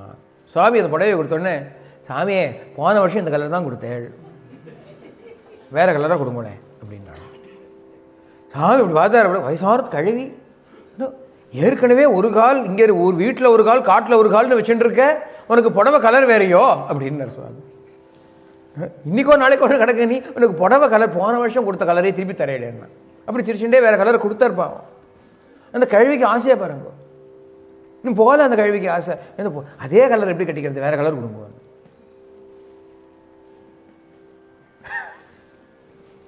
அவர் அதே கலரை போட்டுன்னு வர்றார் பாவம். வருஷம் இல்லை, தினம் அவர்கிட்ட போய் ஒரே ஆரஞ்சை போட்டுன்னு வரவிட்ட போய் வேற கலர் கொடுக்கக்கூடாதா, போன வருஷம் கொடுத்த கலரே கொடுக்குறீரே அப்படின்னு. ததப்பின முஞ்சத்தி ஆஷா வாயு. எங்கேயாவது ஆசை விட்டு தானே போகணும், எப்படியோ விடணும். இன்னைக்கு வயசாகி விடுவேன்னா விடவே முடியாது, எப்பவும் விட முடியாது. இப்போ ஆரம்பிக்கலன்னா என்றைக்கும் முடியாது. ஆசை பாட்டு இருந்துகிட்டே இருக்கும் நம்மளோட கூட. பல்லெல்லாம் விழுந்து போனாலும் ஆசை, முறுக்குத்துக்கு ஆசை இருக்கும், ஊற வச்சா சாப்பிடுவா. பல்லெல்லாம் விழுந்து விடும், கடிக்க முடியாது, முறுக்கு திங்கணும்னு மாத்திரம் ஆசை. என்ன பண்ணுறது? சரி இப்படி நான் வாயில் வச்சுக்கிறேன், அது அப்படியே கொஞ்சம் ஊறி அப்புறம் சாட்டுக்கிறேன் அப்படின்னு வாயில் வச்சுட்டு இருப்பான். முறுக்க விட முடியாது. பகவான் பார்த்தான், போருண்டா உனக்கு முறுக்கு, அப்படின்னு அவன் பல்லெல்லாம் பிடிக்கினாலும் முறுக்க வாயில் வச்சுட்டாதான் நான் சாப்பிடுவேன் பார் அப்படின்னா. இதை விடணும், இந்த உலகத்தை விடணும். இது ஏன் விட முடியலன்னு கேட்குறா ஒரு அம்மா பகவான் கிட்ட. வாரணாசி சுபலட்சமாங்கிறவா பகவான்கிட்ட கேட்குறா, நீங்களும் சொல்லிகிட்டே இருக்கே, இதை விட முடிய மாட்டேங்கிறதே சுவாமி.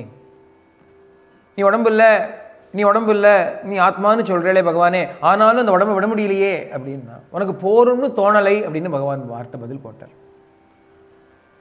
ஏன் முடியல? உனக்கு போரும்னு தோணலை, உனக்கு அது போரும்னு தோணலை. பகவானும் போரும்னு சொல்கிறதுக்காக பல வழிகளை பண்ணி பார்க்குறான். வலியை கொடுக்குறான், உபாதையை கொடுக்குறான், சுகரை கொடுக்குறான், கொலஸ்ட்ராலை கொடுக்குறான், நிறைய கொடுக்குறான், பல்லு விழறதை கொடுக்குறான், கண் பார்வை குறையிறத கொடுக்குறான், காது கேட்கறது குறையிறத கொடுக்குறான், ஆர்த்தரைட்டிஸை கொடுக்குறான், என்னெல்லாம் கொடுக்கல பாவம் பகவான். அப்போ கூட அதுக்கு மருந்து வேணா பண்ணுறேன், நீயே வேணா ரீப்ளேஸ் பண்ணுறேன், நானை ரீப்ளேஸ் பண்ண மாட்டேன்னு உட்காந்துட்டு இருக்கோம். முட்டி வலி, நீ யாரு கேட்டாலும் நீ பெயின், நான் பெயின் இல்லை, நீ தான் பெயின் அப்படிங்கிற ஆவா. யாரை கேட்டாலும் நீ பெயின். அப்போ என்ன? நீ ரீப்ளேஸ்மெண்ட்டு. நானை ஒழியே என்ன, நீயே வேணா ரீப்ளேஸ் பண்ணுற, நானை வச்சுப்பேன்னுங்கிறா. எல்லாரும் பண்ணிக்கோங்க, அதிலலாம் தப்பு இல்லை. ஏதோ உபாத நிவர்த்திக்கு என்னென்ன பண்ணுறதோ பண்ணிக்கோ, எல்லாத்தையும் பொறுத்துண்டு சாகணும்னு சொல்லலை நான் இப்போ. ஆனால் எது கஷ்டம்னு தெரிஞ்சுக்கோங்க. பகவான் சொல்கிறார், விட்டிடில் கஷ்டமாம், விட்டிடாது உனை உயிர் விட்டிட அருள் புரி அருணாச்சலா அப்படின்னு பகவான் கெஞ்சரர் அருணாச்சலத்துக்கிட்ட. உன்னை விட்டுட்டேன்னாதானே எனக்கு கஷ்டம்ப்பா. இந்த உலகத்தில் இருக்கிறதெல்லாம் நிஜமாக கஷ்டம் இல்லை, உன்னை விட்டேன்னா கஷ்டம், நீ என்னை விட்டுட்டா எனக்கு கஷ்டம். அதனால் உன்னை விட்டுடாது உயிர் விட்டிட அருள் புரி அருணாச்சலா. இந்த பிராணன் போகிற சமயத்திலையும் உன்னை விடப்படாது, அப்படி ஒரு அருள் பண்ணேன் அப்படின்னு நமக்காக சொல்லிக் கொடுக்குறாரு. அப்போ இந்த ஆசையை குறைச்சி தான் தீரணும், வேறு வழி கிடையாது. ஆசை அருமின் ஆசைகள் அருமின் ஈசனோடாயினும் ஆசைகள் அருமின், ஆசை படப்பட துயரம் தானே, ஆசை விட விட இன்பம் பெருகுமே. திருமூலர் சொல்றார், ஆசை படப்பட துயரம் தானே, ஆசை விட விட இன்பம் பெருகுமே.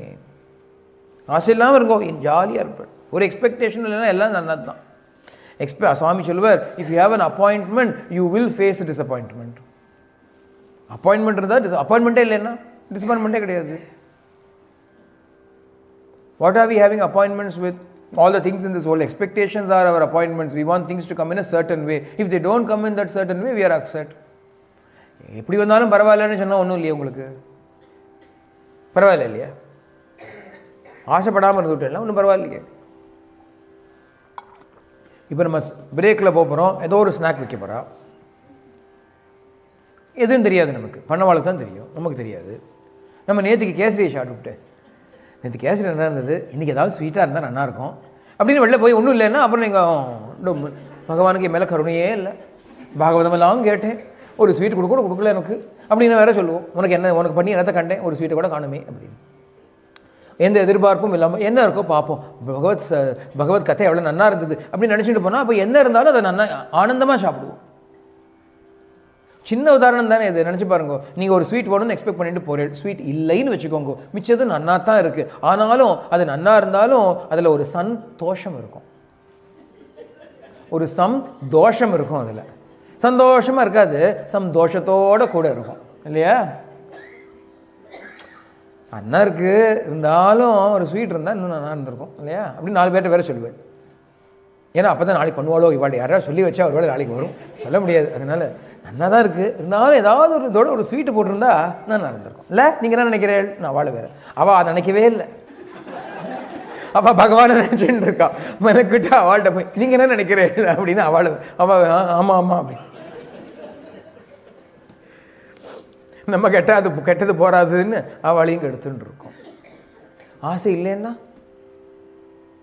பரம நிம்மதியான வாழ்க்கை வேணுமானால் ஆசையை அருமின், ஆசையை அருமின், ஆசைகள் அருமின், விட்டுடுங்கோ ஆசைகளை அப்படின்னு சொல்றாரு. இன்னும் மேல ஒரு 2-3 ரொம்ப முக்கியமான உபதேசங்களோட கபிலோபதேசத்தை நம்ம பிரேக்குக்கு அப்புறம் வந்ததுக்கு அப்புறம் நம்ம பார்க்கலாம். சர்வத்திர கோவிந்த நாம சங்கீர்த்தனம். I'm still trying to cover all the most important salient spiritual features in English. It's the more the jokes that are going in Tamil rather than, so you're not missing out on much. But like I already said, even if you don't understand the word, perhaps in some ways you're better off than those who are trying to understand. Ideal would be if everybody doesn't pretend to understand or try to understand, but allows this, this flow to go through them, wash over them. Adu porum.